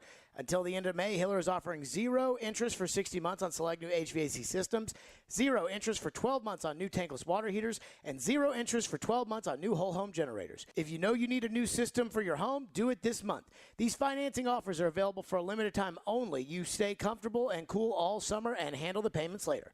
Visit happyhiller.com for all the details. As always, happy you'll be here. The service is free. That's Hiller Plumbing, Heating, Cooling, and Electrical.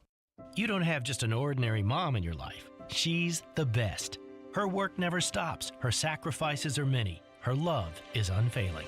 This Mother's Day, Genesis Diamonds invites you to join us in celebrating and appreciating the mothers in our lives. Stop in and let one of our trusted advisors help you find a special, meaningful gift. Layering necklaces, stackable rings, eternity bands, pearls, elegant diamond pendants, and of course, stunning diamond earrings. Great Mother's Day ideas for any budget. There's no doubt we love Mom, but sometimes a little extra appreciation goes a long way as a thank you for helping us through challenges, making sacrifices, and always putting the family first. So whether it's her first Mother's Day or her 60th, Mom deserves a gift that's anything but ordinary. And at Genesis, that's our specialty. Exquisite rings, earrings, bands, bracelets, heirloom pieces. Timeless gifts of jewelry that she can enjoy and cherish for decades to come, and always be reminded of how special she is to the family. Genesis Diamonds, online at genesisdiamonds.net.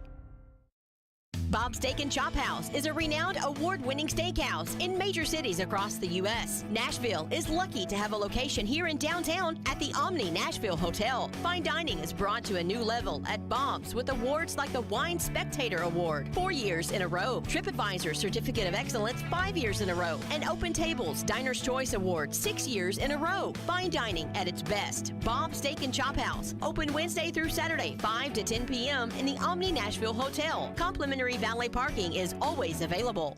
A show that doesn't pull any punches. And they win a playoff game and they get to the divisional round and he doesn't give up a sack the rest of the year. I don't give two poops. I'm done. And has an opinion on everything. That ref crew that was just terrible. Threw flags on almost every possession. Jared Stillman hosts Stillman and Company. Tough guy. He's a really tough guy. Weekday afternoons from 2 to 6. Delivered by TriStar Moving on Nashville's best sports talk. ESPN 102.5 The Game and the Game Nashville app. Robby and Rexrode is on ESPN 102.5 The Game.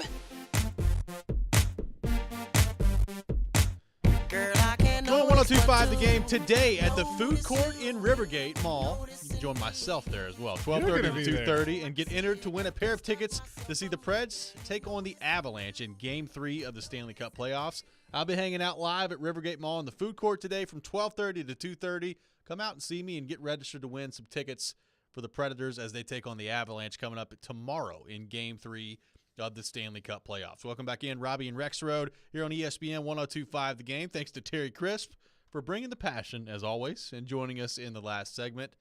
Chase, it's one of those things, we talked about this earlier. The performance from Connor Ingram last night was incredible. I mean, you're down to your third goaltender. He's a guy that's played, I think, 4 games in the NHL heading into that game. It's his first career playoff start against the number 1 team in the Western Conference and a team that many people think are going to win the Stanley Cup this year. I was blown away by the poise that he displayed. I mean, you give up the first goal to McKinnon. It's a bad decision by Jeremy Lauzon on that play to pinch up.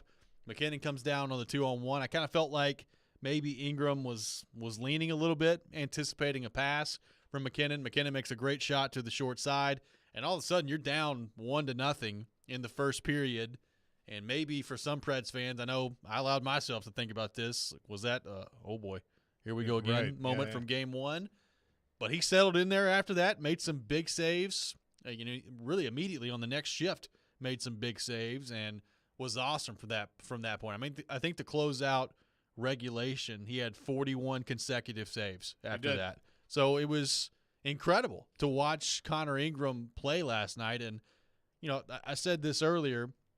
I've seen a lot of Preds hockey over the years. I've watched every playoff game that they've ever played, and there have been some moments along the way that stand out. I mean, obviously Freddie Gaudreau and what he did in 2017, a lot from 2017 stands out. But goaltending-wise, Pekka against Chicago, Pekka against Vancouver in 2011, Dan Ellis against the Red Wings in 2008. I mean, there's several different performances you can point to.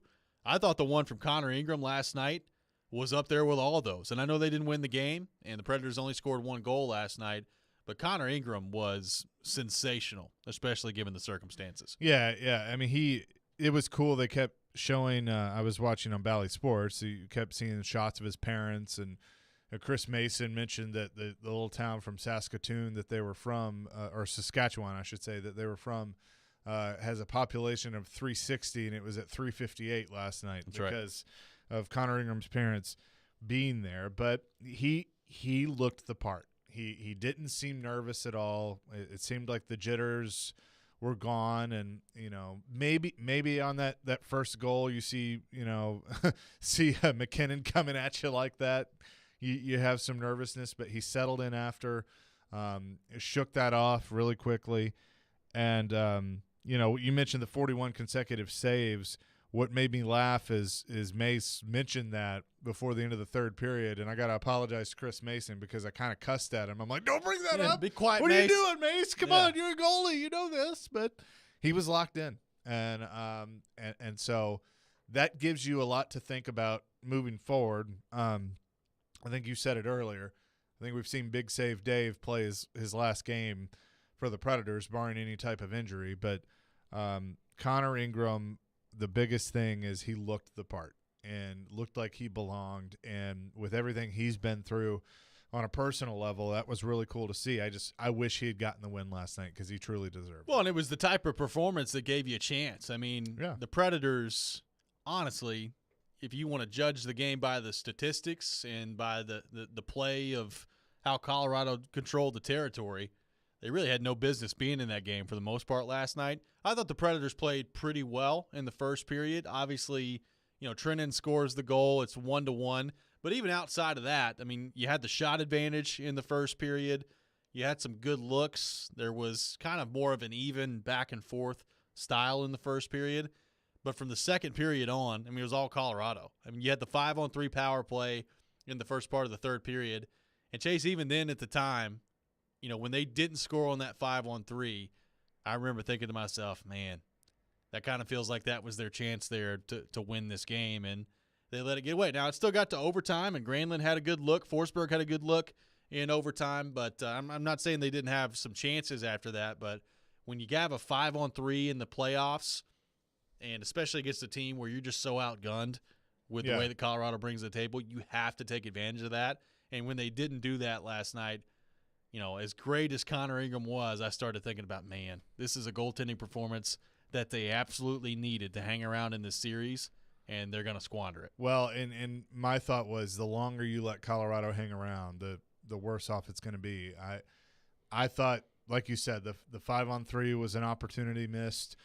They had a couple of looks towards the end of regulation that were missed, and I thought, my strategy going into overtime was you got to get on them early, because if you let this thing go on, you're probably not going to win, and unfortunately that's what ended up happening. And with the flurry of chances that Colorado had down in Nashville's end, I mean, there were some, even early in the overtime period that I caught myself of saying, that's it. And Connor Ingram came up and made a big save. You had just, that's where the matchup really came into play of just the speed. I mean, that's what kills me is how quickly Colorado just cycles the puck. Yep. And it's never in one place for very long. It's constantly moving around. And the Predators could never get something like that, situated. And we had a caller earlier saying that he's tired of seeing them pass the puck around. Well, number one, I think it was the long passes like you were talking about with Crispy, but they couldn't get a cycle going. Couldn't get in the zone. Yeah. I mean, like, that was the problem. So they would, they'd get the puck and just kind of throw it at the net and hope that it goes on net and maybe there's a rebound. But that's really the best that they could hope for because of just how locked in the Avs were and how much they cycle the puck. Well, there's too many one-and-dones for the Predators. I mean, Paul Bissonnette was talking about this on the TNT panel, which, by the way, I kind of really enjoy the TNT panel like with Gretzky and Bissonnette and Tocchet and all those guys.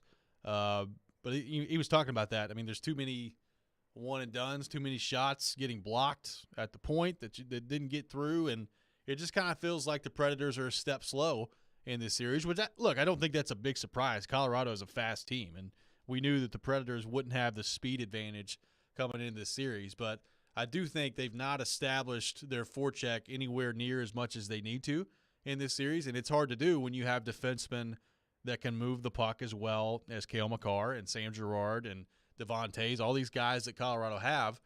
Colorado is equipped to counter an aggressive forecheck, and they've done a really good job of that so far. And if you're the Predators, you need guys like Forsberg and Duchesne and Johansson and Yossi to be able to hang on to the puck long enough in the offensive zone where you can start to wear them down. I mean, I'm trying to think back through the game last night. Can you think of very many shifts where Duchesne and Forsberg's line hemmed him in there for any length of time? I can't really think of that many. I think probably the best shift of the night, outside of the one where they scored, was from the Herd line. They had a really good look. I think it was late in the second period where they hemmed him in there. But other than that, there wasn't a whole lot of sustained zone time in the offensive zone last night. So obviously, if you can't do that against Colorado, you're fighting an uphill battle. And let's be honest here, you're down 0-2. Colorado's been totally dominant so far in this series. It's going to take a pretty massive reversal of your fortunes to switch this thing around and win. Don't even think about 4 out of the next 5 right now for the series. Just get 1. It's going to take a massive change of the way these first 2 games have gone. Well, and I called it. Call your shot Friday. I said earlier that the Predators would win tomorrow, and I'll stick by that. But they're going to have to get some things to go their way because, like you just said, you're not magically going to walk into Bridgestone Arena, snap your fingers, and be able to slow down Colorado. I think it's pretty well established at this point that you're going to just have to survive that. And so can you get Forsberg or Duchesne or Johansson or somebody opened up long enough that they're able to get a legitimate play on net and shot on net to hopefully put the puck in the back of the net? That's what they haven't been able to do. And, the fancy play or anything like that, you're not going to have a chance of doing. You just have to throw it on net and get the rebounds. I mean, that's really how I think they're going to be able to score is by a rebound. Well, and to Crispy's point, there's not enough traffic. And I understand, that's way easier said than done. But guys like Jeannot, guys like Johansson, your bigger guys that can get to the front of the net, they've got to do that with more regularity. And some of that goes back to what you were talking about, the cycle game. That's why you cycle the puck, is to wear the defenders down and get some good looks towards the front of the net. You got to get your shots through from the point, which I think they've struggled at times in this series as well. But there's got to be more traffic created by the Predators. I mean, really, all the cliche answers you want to give in terms of how to generate offense, they're not doing a great job of any of it right now if you're the Predators. Yeah, no, they're not. And again, I go back to how do you change that? And can you change that? We're going to find out.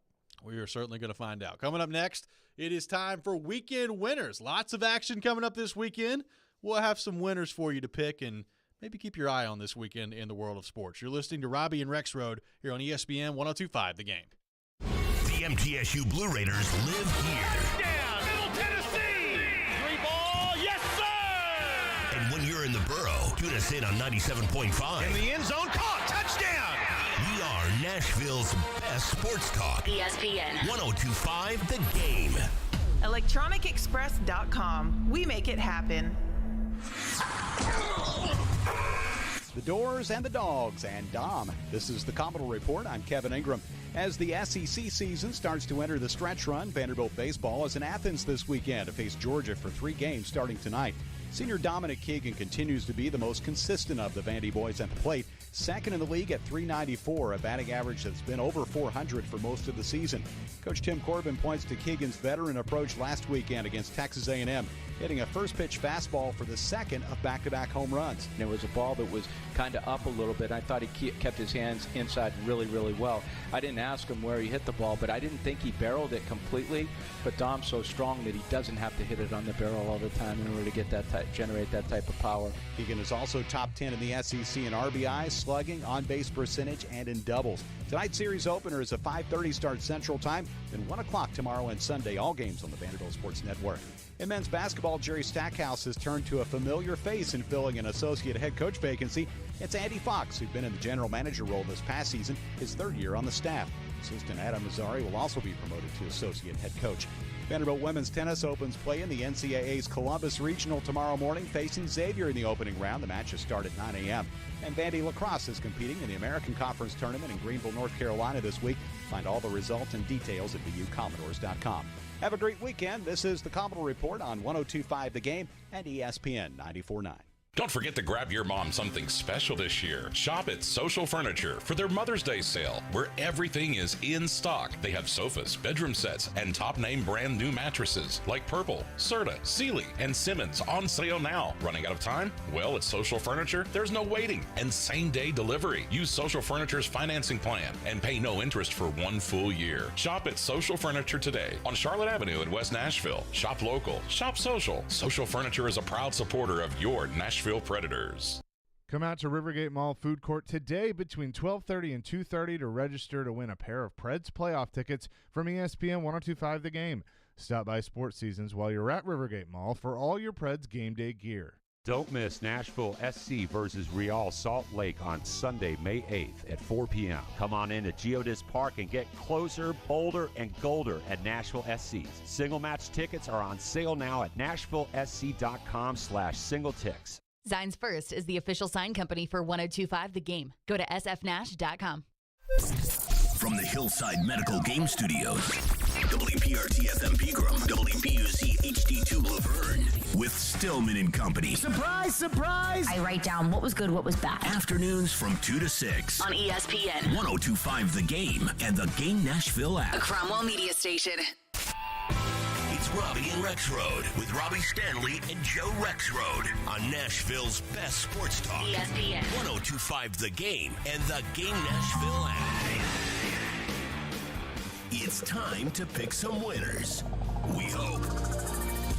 Robby and Rexrode have weekend winners for you now on ESPN. 102.5 The Game and the Game Nashville app.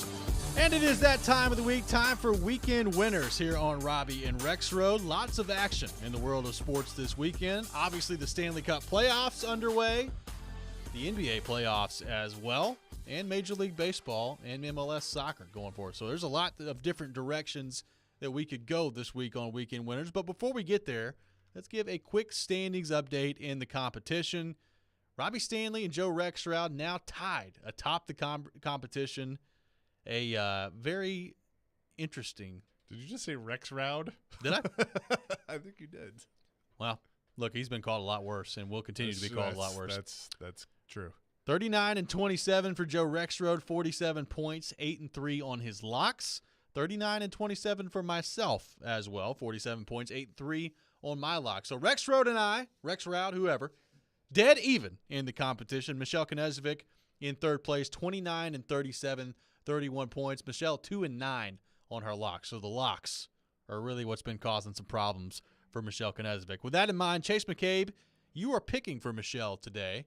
We have Joe's picks have been sent in to me 2 days ago, so he was very prepared for this thing. So let's get rolling today here on Weekend Winners. We begin with Preds and Avalanche coming up in Game 3 tomorrow at Bridgestone Arena. Going on the puck line here, Chase McCabe, you go ahead and kick us off here. Who do you have between the Preds and the Colorado Avalanche in Game 3? I called my shot earlier. Give me the home team, the Nashville Predators. I do think they get on the board with a win somehow tomorrow. So Chase going with the Preds in this competition. Joe Rexrode also going with the Nashville Predators in Game 3. So Chase and Joe going with the Preds to win Game 3. Before the series, I picked Avalanche in 6. Yeah. So that would probably mean the Predators need to win this game tomorrow. But honestly, after watching the games, I just don't think they have it. I don't think they have what it takes. I'm going Colorado to win in Game 3 and to take a 3-0 series lead in the competition. Let's move to Game 4 between the Preds and the Avalanche coming up on Monday. So Chase, in your world, Preds would be down 2-1 in the series at that point. Let's start with you again. Who wins coming up on Monday in Game 4 between the Preds and the Avalanche? I think they take care of business in Game 3, but not so much in Game 4. I think it's a 3-1 series going back to Colorado. So going with the Avalanche coming up in Game 4. I will go with the Preds in Game 4. I think the Preds avoid the sweep, so I go with the Preds in Game 4. Joe Rexrode selecting the Avalanche in Game 4 as well. So Chase and Joe so far on the same page with the Preds so far. So are you comforted that you're on the same page with Rexrode, or does that scare you? It scares me a little bit, but, that's okay. Game 3 coming up between the Memphis Grizzlies and the Golden State Warriors. Now, as we talked about earlier, Memphis will be without Dylan Brooks in this game, and Golden State going back home. So something to keep in mind there. Golden State favored by 6.5 in this game. So we're going point spread on this one. Golden State minus 6.5. I'll kick us off on this one. I'm going to go with the Warriors. I think the Warriors will win, and they'll cover the 6.5 in Game 3. It was a poor shooting night for Steph and Clay in Game 2. Not very often are you going to see them combine to shoot like 5 of 22 from 3 or whatever it was at the end of that game. I think they shoot much better at home, and I think ultimately that's the difference. Give me the Warriors minus the 6.5 in Game 3, and they'll take a 2-1 lead in this series. Chase McCabe, Golden State minus 6.5 on the spread. I am going to take the Grizzlies and the points because, again, in my called shot, I said they would win this weekend. So I will take that 6.5. So you're going Grizzlies plus 6.5. Joe Rexrode going with Warriors minus the 6.5. So Joe, a big part of Dub Nation out there, going minus 6.5 with Golden State. We now move to the individual picks, the individual part of the program here on Weekend Winners. We'll start with Joe's first individual pick, and as he typically does, because apparently other sports don't exist this time of year, he goes with the NBA playoffs. He begins with the Celtics and the Bucks in Game 3, with the Bucks as a lock -2. Going with the Bucks as a lock -2 in this competition. So Joe's lock of the week, the Milwaukee Bucks in Game 3, coming back home with the series tied 1-1. Thank you, Chuck. That was good. That was good. So he's going with the Bucks there. Chase McCabe, your first individual selection. Yes, I'm going to go to Major League Baseball tonight with this one. And I'm going to actually go the opposite and go oppo of what ended up happening last night. I don't think there's a hangover. Give me the Phillies plus 1.5. I think they rebound. So going with the Phillies plus 1.5. That was quite the collapse last night, by the way. They were up 7-0 in that game, and the Mets come back and win that game. So going Phillies plus 1.5. I will go baseball as well with my first pick. Give me the Pirates minus 1.5 against the Cincinnati Reds. This is a giant. I mean, first off, God bless the people going to watch this game between the Pirates and the Reds. I think they should get paid. They really should. Like there will be dozens of people, I'm sure, in attendance. The Reds are 3-22. They've lost 14 games in a row. So give me the Pirates minus the 1.5 against the Reds. I think they cover the 1.5. Chase McCabe, your second individual selection. That's gross. That game is gross. I'm gonna with my second one. I'm gonna go to one that's in our backyard. I don't know if there's actually a line yet for this, but Nashville SC and Real Salt Lake. Well, that one you can go win, lose, or draw. Pick any of the three. I will say that Nashville SC will get their first victory at Geodis Park, and that is my lock. Ooh. Chase McCabe locking it down on Nashville SC to get the 3 points coming up this weekend at Geodis Park. For my second pick, I'm going the Miami Heat -3 against Philadelphia and make that my lock. I am locking down on the Miami Heat. They're up 2-0 in this series, Game 3 on the road for the Heat against Philadelphia. We'll see what the status of Joel Embiid looks like for this game. Doc Rivers was not overly optimistic about it, but quite frankly, I don't really care. I think the Heat are just better in this series, and I think they win. They cover the 3-point spread as well. Rexrode, second pick of the day, also is Heat Sixers, going with -3 in that as well for the Heat. So Rexrode and I both on the Miami Heat. Chase McCabe, your final individual selection here on Weekend Winners. So I was just looking around at this one. Suns Mavs tonight. Now, some books, I think Caesars has that as a pick'em. And BetMGM, my official sports book, has the Suns as a 1.5-point favorite, but getting even money with that. I am going to, in this one, take the Mavs to get on the board. The Mavs at home, I think it's a close game. Give me Dallas to get a win in this series. Phoenix would still lead 2-1. So Dallas going back home. Chase predicting a win for Jason Kidd, Luka Doncic, and the Dallas Mavericks. Yes. By the way, Jason Kidd does not play. He is the coach. No, he is. For those wondering. He is the coach. So the Mavs winning, according to Chase McCabe. Joe Rexrode's final selection is also the Mavs and the Suns, so he's going with the Mavs as well. Okay. So you and Joe both going with the Mavs there. I don't know if that's a good thing or a bad thing. My final selection will be Nashville SC as well to win against Real Salt Lake. Now, I got my point last week in this part of it because I picked the draw between Nashville SC and Philadelphia. I'm always tempted, especially with Nashville SC, because there's a lot of draws that they end up with to go draw on this. But I think they're going to win. I think they feel it was a little bit of a missed opportunity at home last week with the opening of Geodis Park. It was good to get the point, good to come back in that game and tie it up late. But I think they take out some frustration this week and get an important 3 points at home. It's one of those things, Chase, where you start off the season with 8 consecutive games on the road. You did a pretty good job of collecting points during that stretch, but now with the home games you've got coming up for Nashville SC, draws are fine, and grabbing a point's fine. You need to catch some wins along the way and get 3 points. No, I agree with that. And, you could tell last week Gary Smith was a little irritated with not getting the 3 points. Felt like that they could have. But, yeah, and you got to keep this undefeated streak going, at home, which is kind of cool. So go ahead and get that first dub at Geodis Park. This has been Weekend Winners. We do this every Friday here on Robby and Rexrode.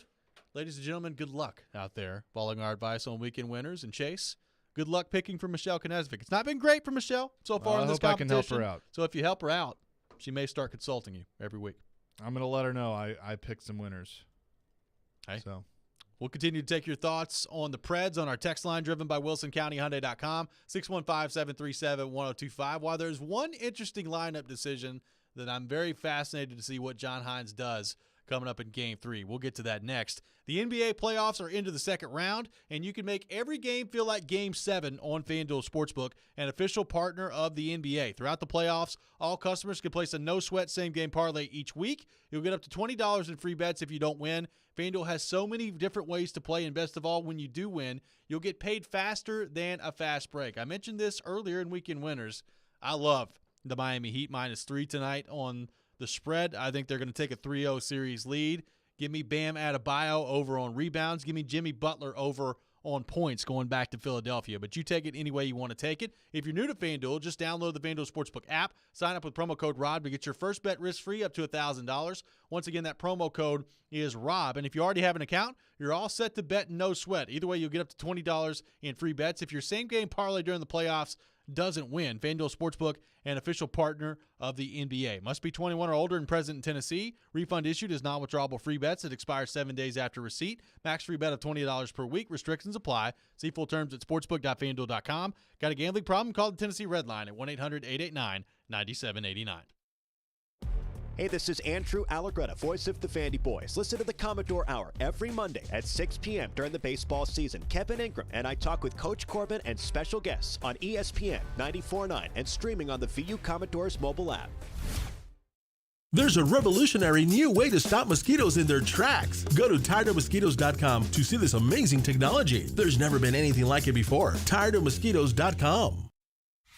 Winter's a bad time for your furnace to go out, but it's never a bad time to call Lee Company. Our heating and air conditioning pros are available 24/7. No heat? Don't wait. Call Lee Company now at 615-567-1000. Our expert technicians will diagnose the issue and fix it right the first time. When you're cold, you need someone you can count on to bring the heat.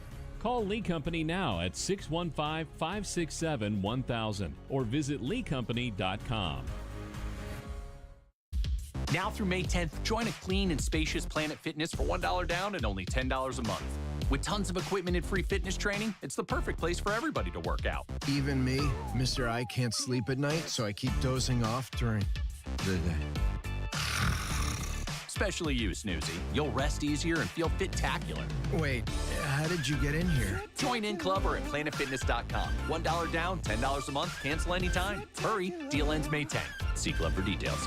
Kick off your weekend with Sounds Baseball. Catch the action at First Horizon Park tonight at 6:35. The Bandbox, baseball, tachos. What more could you want for a Friday night? Grab your tickets today at NashvilleSounds.com. It's not too late. Make this the best Mother's Day yet with the perfect gift from Electronic Express. Great deals on top brands like Samsung, LG, Whirlpool, Sony, Cuisinart, Dyson, and more. We've also got huge savings in every department. Computers, 4K TVs, appliances, housewares, furniture, and more. Save up to 40% on all appliances with up to 36 months free financing. Shop in-store or online with free express delivery on most items. Shop spring savings at Electronic Express. We make it happen. Harmon Energy is your one-stop petroleum solution across all of Tennessee, offering turnkey petroleum solutions for professionals in major industries, serving trucking fleets, construction companies, industrial plants, and more. Whether a large corporation or owner-operator, Harmon Energy has your diesel fuel, lubricant, DEF, and equipment needs. No matter how you're getting there, start with Parman. Visit ParmanEnergy.com for more info. Your Tennessee petroleum solution, providing totally outrageous customer service. If you've missed any of today's show, just search Robby and Rexrode on Apple, Spotify, or your favorite podcast platform.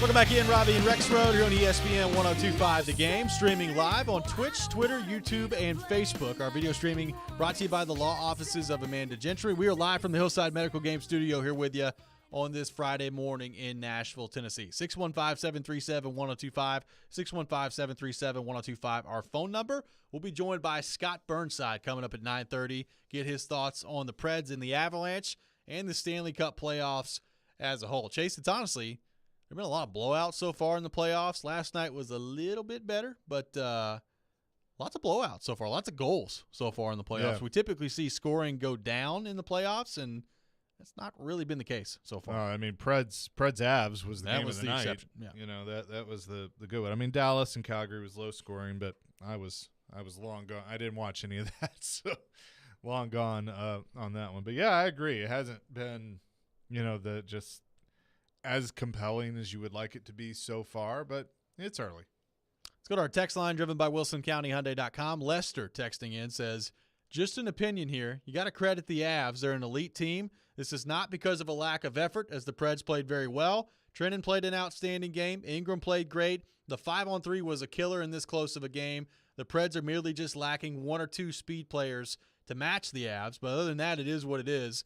The Avs were a favorite from the beginning and of the season to probably win it all, and they are elite. This coming from Lester on the text line. I mean, I will say, we've talked so much about the shortcomings of the Predators today on the show, and there are certainly a lot of things they can do better. So don't get me wrong. But the Avalanche are pretty darn good, and they're putting that on display the first two games. I think it's interesting to use the E word, elite, because I tend to agree with the texter. I think this is an elite team, pretty much from top to bottom, outside of the goaltender. I mean, Darcy Kemper is not elite, but he doesn't have to be. With the defense and the firepower that they have around him, you can be a – he's a good goalie. He's a good goalie. I wouldn't. I was trying to choose my words there. I wouldn't call him average, but I'd say he's solid. He's good.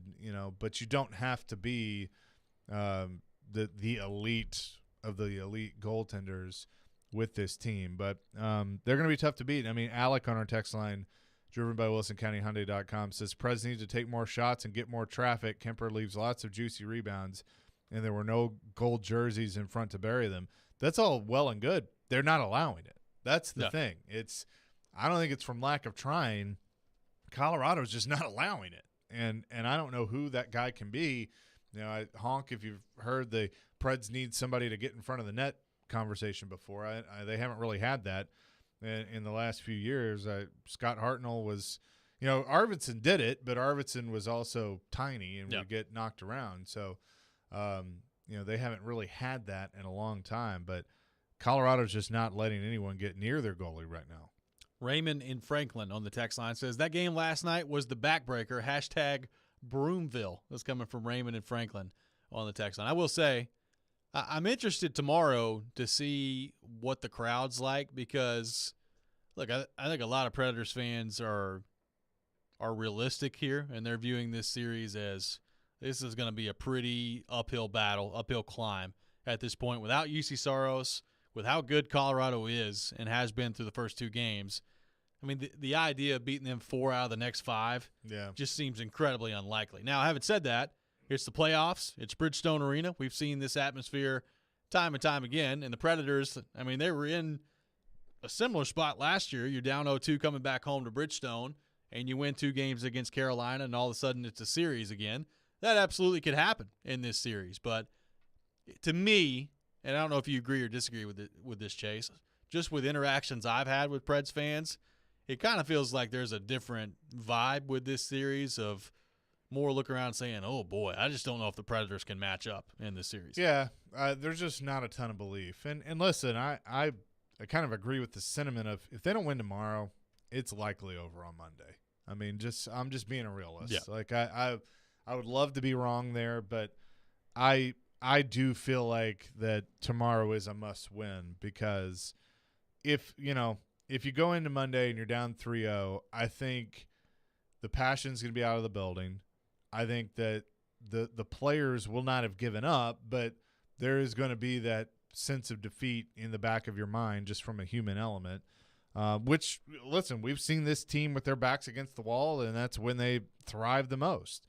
So that very well could happen, but I really think getting a win tomorrow is going to keep this series alive, and then Monday you never know. Well, I'm interested, too. You brought up the last change part of this with Crispy. What things do you change if you're John Hines, matchup-wise and also lineup-wise? I mean, Tomasino was out last night, and we talked about this. I think he's got to go back in there. And I understand the Matthew Olivier part of this, and you want to have as much physicality as you can against a team like Colorado, maybe try to beat them down that way. But that hadn't worked through the first 2 games. Number one, I think you can make an argument that Colorado has been the more physical team. It hasn't been an overly physical series. I know there were a ton of hits last night, and I think maybe the scorekeeper got a little happy with the hits last night with the amount of hits that they were crediting last night. But you got to find some way to generate some offense. And I understand Olivier's physical. Olivier doesn't bring you nothing offensively. Tolvanen got back in there last night. Cunnin was in there still. I understand that those 2 guys have just been beyond disappointing offensively. But to me, I'm riding with those 2. I'm riding with Tomasino because, quite frankly, the other options right now just aren't that good. Okay. Not in this series. So you would take Olivier out and put Tomasino back in? I would put Tomasino back with Johansson. I would move Cunnin down. definitely think Tomasino's got to go back in, but honestly, it's a toss-up between Cunnin and Olivier to me. I mean, I think they're both kind of I agree, but I think we've seen the enough. same amount. I agree, but I think we've seen enough to know that they're not going to scratch Luke Cunnin. No. If they hadn't scratched him by now, I don't know why all of a sudden they do it in Game 3. No, so, I mean, I think it's certainly Olivier that's coming out, but Luke Cunnin, that just hasn't worked. Like overall, I mean, he kind of came on towards the end of last year, but like overall full body of work, that hasn't worked. He hasn't fit with this system. So that's obviously something that I believe is going to be addressed in the offseason. But he's got an expiring contract. He's a restricted free agent, and I'm interested to see how that one goes. Let's go to our 102.5 The Game phone line, driven by WilsonCountyHyundai.com, and welcome in Mike from Gallatin. Mike, thanks for calling into Robby and Rexrode. Hey, guys. So, again, I of course, would make the phone call, and then you guys jump right in and talk about what I was going to say for the most part. Sorry, man. Luke Cunnin has been a major disappointment for, I guess, what we thought we were bringing in when we got him. And I'm to a point where I know you guys said they don't want to scratch him, but we have to put as much, like, offensive talent that we have possible up there. Ingram backed us up real great last night. I think they're going to, we might as well just ride him as long as, UC's not going to be out there. But I'm to a point where if Tomasino and Tolvanen and Johansson needs to be aligned together, they need to put them together, and that just doesn't make room for Cunnin because he doesn't do anything for you on the 4th line either. So, again, y'all jumped to what I already had before I got to talk. But, again, I just that experiment has failed miserably. Hey, thanks for the call, Mike. We appreciate it. I mean, it's one of those things. Like I agree to a certain extent. Like I think Cunnin is a better fit on the fourth line than Tolvanen is. Like they put Tolvanen on the fourth line sometimes, and I get that Tolvanen has played better defensively this year, and he can handle the physical aspect of it a little bit better than he has been in the past. I still think Cunnin has maybe some attributes there on the fourth line that are better suited for that than Tolvanen does.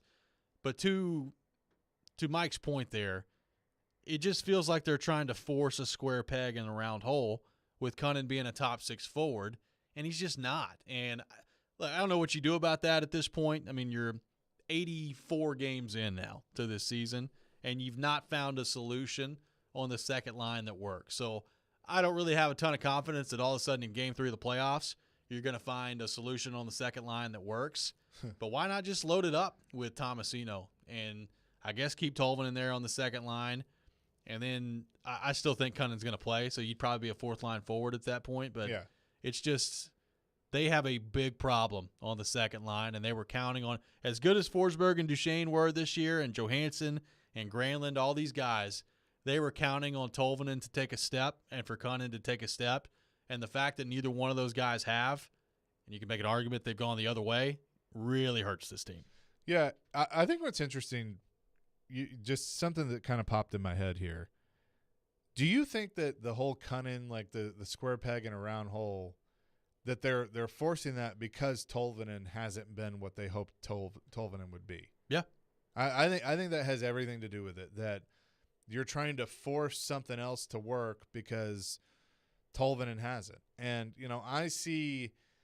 I heard somebody said this to me the other day, that they feel like Tolvanen has gotten to the point like Fiala and that it's time for a change of scenery. Well, I think Fiala actually gave you more flashes for sure of what he could be than what Tolvanen has done. And I'm not saying I disagree that it might be time to look at some other things, because I think Tolvanen is what Tolvanen is. And so maybe you move on this offseason, you try and trade him or something. But I mean, Fiala showed you a little bit more. And so I think that it's all a domino effect of you're not getting the goal scorer that you thought you had in Tolvanen. So therefore, you're going to take the flashes that you've seen from Cunnin, try and force him to be something that he's not. And now you've kind of just got both players that look like fish out of water. It's interesting. I'm going through like the game log for Tolvanen for last year when he got hot and went on that run. It started basically in mid to early March and carried through until he got hurt in the early April last year. So you're talking really, he had a stretch from March 21st last year until March 30th last year where he had at least a point per game and had a 3-point game and a 2-point game mixed in there. So he was a factor on the power play. He was scoring goals left and right. At the end of the day, that is a 6-game sample size, and I'll even throw 7 in there because he had an off game and then came back and scored a goal against Chicago right after that. So you're basically talking about a 7-game sample size with Eeli Tolvanen where he has gotten hot. He was really good on the power play. He got hurt after that in the Detroit game, and then he was out for 2 weeks, and he came back, and he wasn't the same after that last year with the Predators.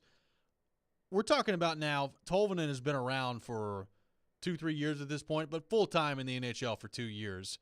And it's basically a 10 to 15 game sample size of him being a really, really good offensive player. Real quick. That's not good. Real quick on that, and what did he do during that stretch? He had one spot on the ice that was his spot. And left guess circle. what? Yeah, the left circle. And everybody figured that out and took that away from him, and he hasn't been able to find anything else since. Coming up next, we'll be joined by Scott Burnside from Daily Faceoff. We'll get his thoughts on Preds and Avs and all things Stanley Cup playoffs. You're listening to Robby and Rexrode here on ESPN 102.5 The Game. Hey, I'm Matthias Ekholm, and this is Smashville. Ekholm, his shot, he scores! Matthias Ekholm gets the Predators' third of the night. You're listening to the flagship of the Nashville Predators radio network, ESPN 102.5 The Game. Huckleberry Brewing is now open, formerly Cool Springs Brewery. New owners, new look, fabulous menu, and same great location. So come on out and join us for watch parties, as we're proud to be an official Predators watch party destination. Come cheer on our Preds and enjoy one or all of our great craft beers. Our master brewer and friendly staff can't wait to see you. Bring the kids and let them enjoy our game room. Huckleberry Brewing is located at 600A Fraser Drive, next to Sperry's in Cool Springs. Realizing Geico's great service and licensed agents are available at your fingertips is like realizing the plastic piece that comes with your pizza isn't a tiny doll table. It's to keep the box from touching the pizza. Hey, the pizza's stuck to the box. Where's that little plastic thing? Dolly needed it for her tea party. It's something that's been right there in front of you all along, like the dedicated Geico claims team available to you in the event of an accident to get you back on the road quickly, or how your smartphone charges faster when you put it on airplane mode. Wow, what if I put it on rocket mode? It's something you can't believe you never realized before, like how Geico's industry-leading app lets you pay your bill, file a claim, manage your policy, or summon help when you need it. Or how those holes in your shower caddy are there so you can store your shampoo bottles upside down. Showers happen fast when you're not waiting on shampoo. Great service. It's just one of the many reasons to switch to Geico. They're all right there in front of you. Out on the trail today, I noticed the signs of spring. A purple lilac, a monarch butterfly, crisp, cool air, and fresh, bright sunshine. And all this beauty puts me in the mood to head over to my favorite adult beverage depot, Red Spirits and Wine, where I can load up the wagon with the best wines, whiskey, and brews to wet my whistle. At Red, you'll always find the best selection and value, but their Cracker Jack crew is flat out second to none. Just square dealing folks and straight shooters with great recommendations, and they never come off like some of those big talking fancy pantsers that are just totally full of, well, let's just say fertilizer. Red Spirits and Wine is the only place I do my trading, and once you've seen Red, there just ain't no sense in looking elsewhere. It's like British pop singer Billy Ocean once said, no more love on the run. Red Spirits and Wine is the real deal. Open 7 days a week at Highway 70 South and Old Hickory Boulevard. And follow Red on Facebook and Instagram as well. We'll see you at Red. Parman Tractor and Equipment is your one-stop tractor and equipment solution, and Middle Tennessee's Link Belt and Takeuchi dealer. Rent or purchase a track loader, mini excavator, large excavators for your job site, or something in between. Parman is now hiring and seeking qualified candidates for construction equipment truck drivers, service technicians, and more. Apply at parmantractor.com or call 615-865-7800. Come be an employee owner with the Parman team, your Middle Tennessee Link Belt and Takeuchi dealer. Don't miss Nashville SC versus Real Salt Lake on Sunday, May 8th at 4 p.m. Come on in to Geodis Park and get closer, bolder, and golder at Nashville SC's. Single match tickets are on sale now at nashvillesc.com/singletix. ESPN's Turon Davenport breaks down the Titans like no other. On the field chemistry, I don't think it's going to be a problem. It's just going to be a process. Catch TD Mondays at 11, Thursdays at 3, and Fridays at 8. Plus, the Talking with TD podcast drops every Wednesday. When you draft players, it's not just for one season, it's for a career. Nashville's best sports talk. ESPN 102.5 The Game and the Game Nashville app. Hey Nashville, this is Penny Hardaway, University of Memphis coach. You're listening to Nashville's best sports talk, ESPN 102.5 The Game. Welcome back in, Robby and Rexrode here on ESPN 102.5 The Game. Robby Stanley, Chase McCabe, Kenny Adams here with you on this Friday morning in Nashville, Tennessee. Talking Preds and Avalanche and the Stanley Cup playoffs. And to help us do that, we go to our 102.5 The Game phone line, driven by WilsonCountyHyundai.com. And welcome in the legendary Scott Burnside, now with Daily Faceoff. Scott, what's going on? How we doing? I'm afraid you're only calling me legendary because you haven't called in weeks and weeks. Do you think my feelings might be hurt? Hey, you're always a legend here on the program, Scott. We love every time you come on. Anyway, well, I'm thrilled to be aboard. And, there is no better time anywhere in sport, in my humble opinion, than the first round of the Stanley Cup playoffs. I was in Raleigh and covered the first two games of the Hurricanes-Bruins series. Oh, my goodness. Very tough, very angry for lots of that. And I think there's been, 6 of the 8 series are tied 1-1. Of course, the Preds and the Hurricanes series. Well, Boston would be on the 0-2 end of things, as are the Preds against Colorado. But lots of drama through the first 4 or 5 days of the first round of the playoffs. No doubt about that. Yep, no question about that. So, Scott, we'll just start on the Preds part of this. Obviously, there's no UC Saros in this series. They are overwhelmingly the underdogs coming in. Connor Ingram plays great last night and plays really out of this world, and yet they lose in overtime to Cale Makar. What are your thoughts on the Avalanche? Obviously, they've been building to this point for a while, and it seems like this could be the year that they're prepared to make a deep run. What are your thoughts on Colorado and their chances to close out this series against the Predators and their chances maybe to make a cup run this year? Yeah, no, I mean, from the get-go, Colorado has sort of been anointed a team, and they had a little bit of a sideways run down the stretch. The last couple of weeks of the regular season actually allowed Florida to overtake them and win the President's Trophy as the top regular season team, which of course guarantees that Florida cannot win the Stanley Cup because the President's Trophy winners almost never win the Cup. That's just the way it goes. But, Colorado, they have so much going on for them, and it's been an interesting season because, they've had injuries to key personnel off and on pretty much throughout the season, right? Gabriel Landeskog comes back just in time for the playoffs. Nathan McKinnon has been in and out of the lineup. They've had players who stepped up and really sort of elevated their games. I had, on sort of a Shadow Hart Trophy ballot, I had Nazem Kadri for a long time on my Shadow Hart Trophy ballot because he had really elevated his game in the absence of some of the key personnel for the Avs, and then he got hurt down the stretch as well. But they're incredibly deep up front. I think they're a better team on the back end, adding Josh Manson at the trade deadline.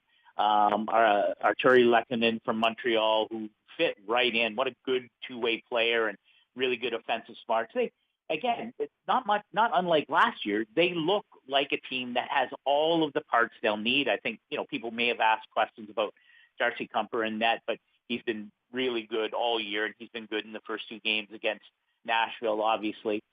Here's my question. This is not really a slight against Nashville, but last night that was an opportunity for the Preds to get back in this series. And you mentioned Connor Ingram, who was out of his mind, good, and what a wasted performance, frankly. I mean, the Preds have really nothing going on offensively, and hate to pile on Ryan Johansson and Matt Duchene, but 0 shots on goal, and there's a game that's there to steal. And they let it get away from them with Cale Makar scoring the OT winner. And it's hard to imagine this series lasting any more than 5 games. And I wonder where that leaves Colorado, because they haven't really been tested. And if this series continues to go this way, I'm not sure that's a great thing for the Avs not to be pushed, really. And same thing happened last year. They waltzed through St. Louis, got up 2-0 against Vegas, and then lost 4 straight. So that would be the only thing I would wonder, if you go into a second-round series against either St. Louis or Minnesota that will be battle-tested and really ready to roll, can the Avs elevate their game? Because right now it doesn't look like Nashville is going to push them to do so. Scott Burnside is with us from the Daily Faceoff. And Scott, seeing the small sample size of games thus far, but you mentioned you're watching Carolina and Boston. How many teams realistically, in your mind, have a legitimate shot to win the whole thing at this point in time? Yeah, I think it's okay. So let's again, with all due respect, let's toss Nashville out. I think what we saw from the Edmonton Oilers in Game 2, again, with all due respect to an LA Kings team that is, I think is ahead of the evolutionary curve. It's hard to imagine they could win that series and move on. Washington coming away with a split, Pittsburgh coming away with a split in Florida and against the New York Rangers, respectively. It's hard to imagine, especially the Penguins' goaltending situation, that either of those teams could move on. So I am going to get to answering your question. I would say there are 6 or 8 teams. To me, it's still wide open. As good as Colorado is, and certainly as good as Florida was during the regular season, I think you can legitimately ask questions about all of those elite teams. There's not one to me, there's, and Tampa, for instance, back-to-back Stanley Cup champions. At some point they have to lose, right? I mean, you can't win every year, so I don't know when that will be. But they looked a bit fatigued in Game 1 against Toronto, and then of course roared back with a ton of power play goals in Game 2. But I think there are questions about all of the elite teams. So I do think the field is really wide open. You put Colorado at the top, but there isn't a huge gap, I don't think, when you factor in the 6 or 8 teams that I think have a legitimate chance, to run the table. Scott, you mentioned Carolina. Obviously, Predators fans very familiar with the Hurricanes from last year. Played them in the playoffs in the weird COVID year in the divisional setup that was last year. But what do you make of the job that Rod Brind'Amour has been able to do to build this team into a really, really good team with young guys that have been homegrown, and just his ability as a coach to make that transition? What do you make of what Rod Brind'Amour and the Hurricanes have built down there? Yeah, well, it's a great point, and I think anyone who thinks, does it really matter if do you need a good coach, or do you need to, is there much that goes into it? The defending Jack Adams Trophy winner as Coach of the Year, I think it puts that all in perspective, because it all flows from Rod Brind'Amour. You talk to people around the game, I think there is consensus that he is one of the top 2 or 3 coaches in the game. He coaches like he plays. He is selfless, tireless worker. The preparation is second to none. Has the ear of an entire team, because it's one thing to go through a regular season. Teams maybe they got 2 or 3 really good lines, and you can score a bunch, and you may not play a perfect system, but it maybe doesn't matter over 82 games. In a playoff series against one team night after night, if you don't have a system, if you don't have a system that your team buys into, then you have no chance. And I think this is why Carolina, again, they don't have the game breaker of a Nathan McKinnon or an Austin Matthews, but they roll 4 lines. I think they've got 7 or 8 different goal scorers through 2 games. And they play relentless hockey, and I think that just all comes from Rod Brind'Amour, and it's easy to talk about, but it's so hard to put into practice. And I think what has happened in Carolina has been quite remarkable. This is the 4th straight year they've gone to the playoffs under Rod Brind'Amour as head coach. It's never happened in franchise history. Are they good enough to win a cup? I had Carolina and St. Louis in my final bracket, with Carolina pushing through. I notice, because Wayne Gretzky and I are often mentioned in the same breath, that he has the same final end of his playoff bracket. So, take that for what it's worth. It's pretty good company. That's interesting. Scott Burnside is with us. We're seeing the WWE style matchup between Cale Makar and Roman Josi. I don't think they're going to have a wrestling match for the Norris Trophy, and obviously it's a regular season award, but watching those two, how do you think that does shake out? Does Josi ultimately win his 2nd Norris Trophy, or do you think Makar might have it? It's a really good question. I just think the way that Roman Josi, finished the season and with 96 points, right? I don't have it in front of me, yep. But what he did was incredible. And in fact, I'm curious to see. I think Roman Josi is going to win the Norris. It may be close, but I think he has an edge over Cale Makar. I'm curious to see where he ends up vis-a-vis the Hart Trophy balloting, and it's really very interesting and quite an open field. I think Connor McDavid can't be ignored, of course, winning the scoring title. Austin Matthews with 60 goals or whatever he finished up with. In Toronto, Johnny Gaudreau, an outstanding season for a really good Calgary team. Roman Josi's in that discussion. Igor Shesterkin will still get some love, I think, for the Hart. I'm interested to see where he ends up. To me, he's lock is a relative term. I expect he'll be in the top 5. Does he get on the final ballot? Maybe that's a little bit harder equation, but he should definitely end up on a lot of voters' ballots, and I'll be shocked if he's not in the top 5 for Hart Trophy balloting. But I do like him to win the Norris in a photo finish, maybe with Cale Makar. But I think he would be full value for a Norris Trophy win. Well, Scott, as you said, this is the best time of the year. We appreciate you taking time to join us this morning, and enjoy the rest of the playoffs. We'll talk to you soon. Anytime, guys. Absolutely. Scott Burnside, our guest here on Robby and Rexrode, longtime NHL writer, now with dailyfaceoff.com. We'll take your final thoughts on the Preds, 615-737-1025, 615-737-1025. That's next. This is Robby and Rexrode here on ESPN 1025, The Game. From Fox 17 News, this is a Code Red weather alert. I'm Fox 17 News Code Red meteorologist Dan Guthrie. Scattered showers will be possible this morning into the afternoon. We'll wrap up by the evening. Severe threat mainly east of I-65. This weather report brought to you by Hiller Plumbing, Heating, Cooling, and Electrical. Call the Happy Face Truck today. And I'm feeling good. Global superstar Michael Bublé is back. Higher Tour live. August 16th, Bridgestone Arena. Michael Bublé. Haven't met you yet. Like you've never seen him before. Tickets make a great Mother's Day gift and go on sale Friday at 10 a.m. at Ticketmaster.com. You don't have just an ordinary mom in your life. She's the best. Her work never stops. Her sacrifices are many. Her love is unfailing.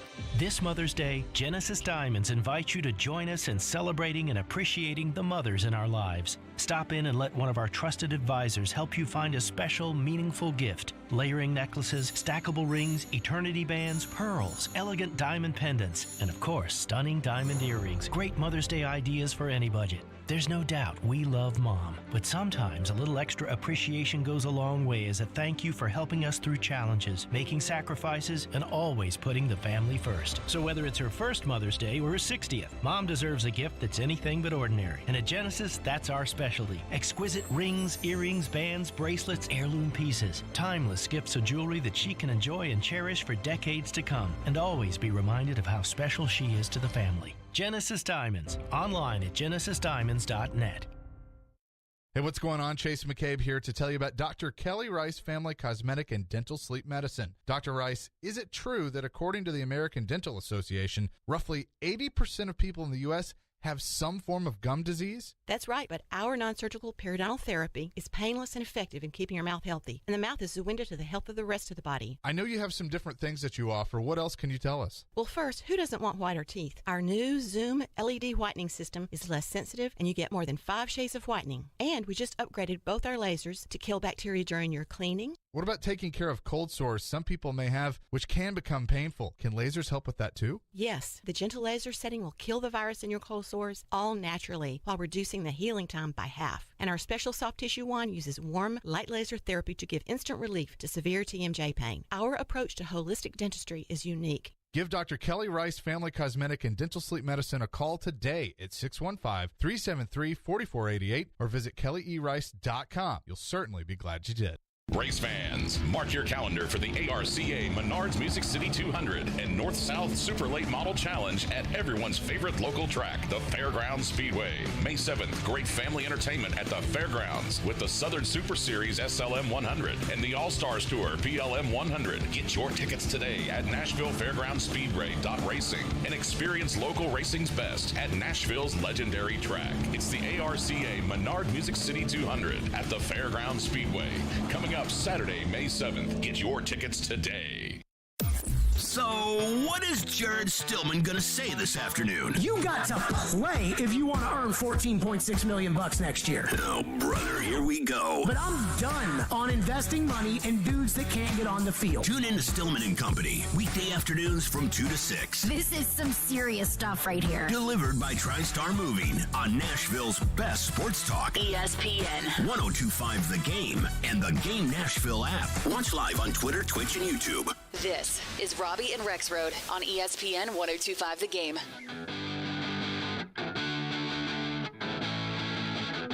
Welcome back in, Robby and Rexrode here on ESPN 1025 The Game.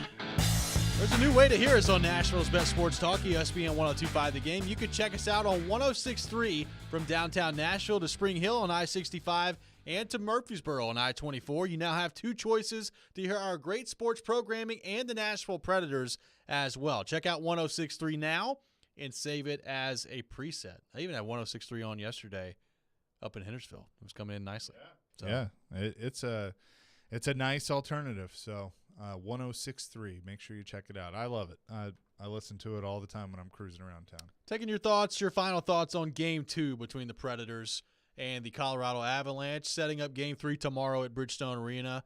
Obviously, you're down 0-2 in this series, so big one tomorrow at Bridgestone. You're going to need to find a way to win that game. Greg on the text line says, a second line I'm interested to see is Granlund Tomasino, centered by Cody Glass. I understand the intrigue. That's interesting. I don't necessarily hate it. No. I don't know. Would you be surprised if they called Cody Glass back up at this point and put him in a playoff game? Yeah, I'd be surprised if they did that, but Cody Glass at some point, that you are going to have to address that. Like, is he now? He's had a really good year in Milwaukee, and I think that what he didn't get in Vegas is he didn't get development time because Vegas didn't care about developing. They were in win now mode. Yep. So I kind of think he had to go backwards and kind of go back and redo some things. Being with Carl Taylor and Scott Ford and that group in Milwaukee, I think has been very beneficial to him. Now, is it going to translate at the NHL level? At some point, you can develop a guy all you want, and he's just not an NHL player. And I don't know if that's the case here or not, but that's interesting. I don't know if I hate that either. If they were to do that, so then who would you take out? You would. Well, they're not gonna take Granlund off center. I mean, no. He's Greg's talking about putting Glass as the center between Granlund and Tomasino. Like, Granlund is so pivotal what they do. They're not taking him off as center, so I doubt he'd play there. But there are some. I mean, we've had people on the text line today talk about put the fourth line back together with Glass, Tomasino, and Tolvanen, and just make that your fourth line and roll that way with it. Again, at this point, they're probably not going to do that, but I thought those three, when they were together, they had their moments where they showed some pretty good flashes. Now, they had their moments, too, where it wasn't all that pretty out there, but look, I'm not saying it's a bad idea. It's certainly worth considering. Everything should be on the table when you're down 0-2, heading back home for Game 3 in a game that you got to have. So we'll see what John Hines does on that front. Let's go to our 102.5 The Game phone line, driven by WilsonCountyHyundai.com, and welcome in William from Nashville. William, thanks for calling into Robby and Rexrode. Hey, you're welcome. Hey, I just got in. I don't know if this has been talked about, but little part of the storyline was the coverage last night kept on showing Connor Ingram's dad. That guy looked so intense he could probably chew pencils. I thought that was pretty interesting. His mom, too. Oh, yeah. They were locked in. Yeah. That was awesome. That was cool that they did that. And Granlund, he's the best forward checker. He reminds me of a quarter horse, the way he can stop, skate, change direction. But this whole year, what I have noticed, we spend so little time threatening in the other team's offensive zone. It's been seems like so much time in our end defending. It's been bad against every other NHL team, but really, it's really been on point. That's been a main point I've noticed in this game. They just really had possession. The whole game, they had possession of it. And but I like to give a shout out, give respect to Connor Ingram. That was a hell of a game. And be a story, former Tampa Bay high prospect. Yeah, thanks for the call, William. We appreciate it. I mean, it's certainly a big game last night from Connor Ingram.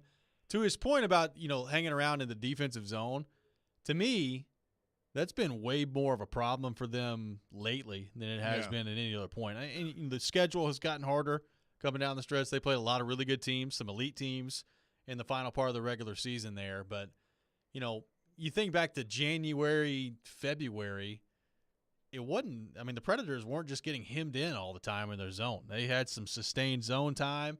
I mean, obviously, Forsberg and Duchesne in the years offensively that they had basically the whole way through.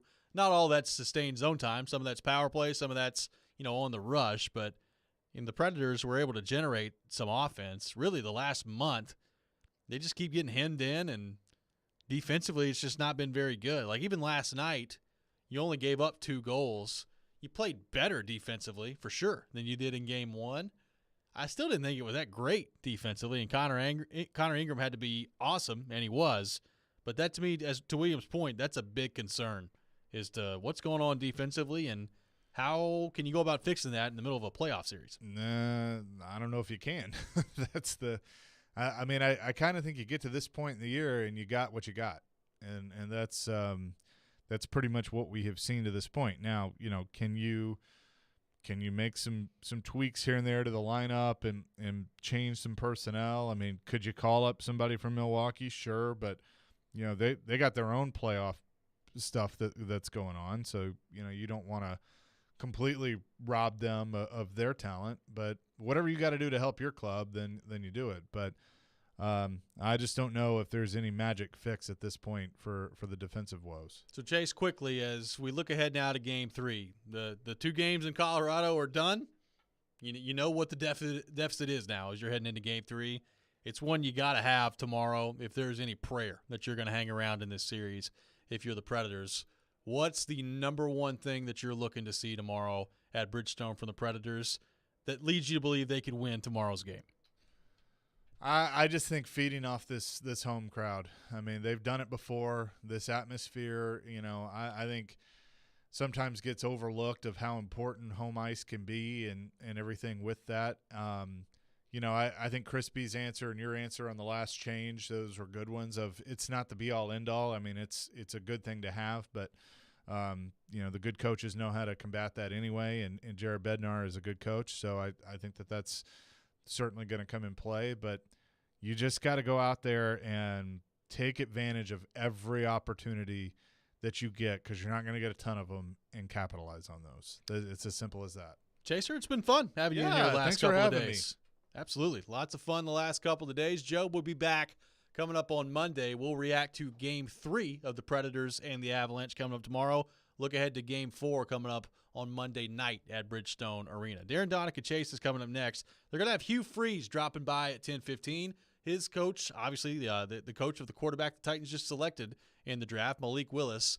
Looking forward to that conversation with Hugh Freeze at 10:15. Titans running back Hassan Haskins coming up at 11 o'clock as well. So you're going to want to make sure that you stay tuned for that. Hope everybody has a great weekend. We'll be back on Monday here on Robby and Rexrode.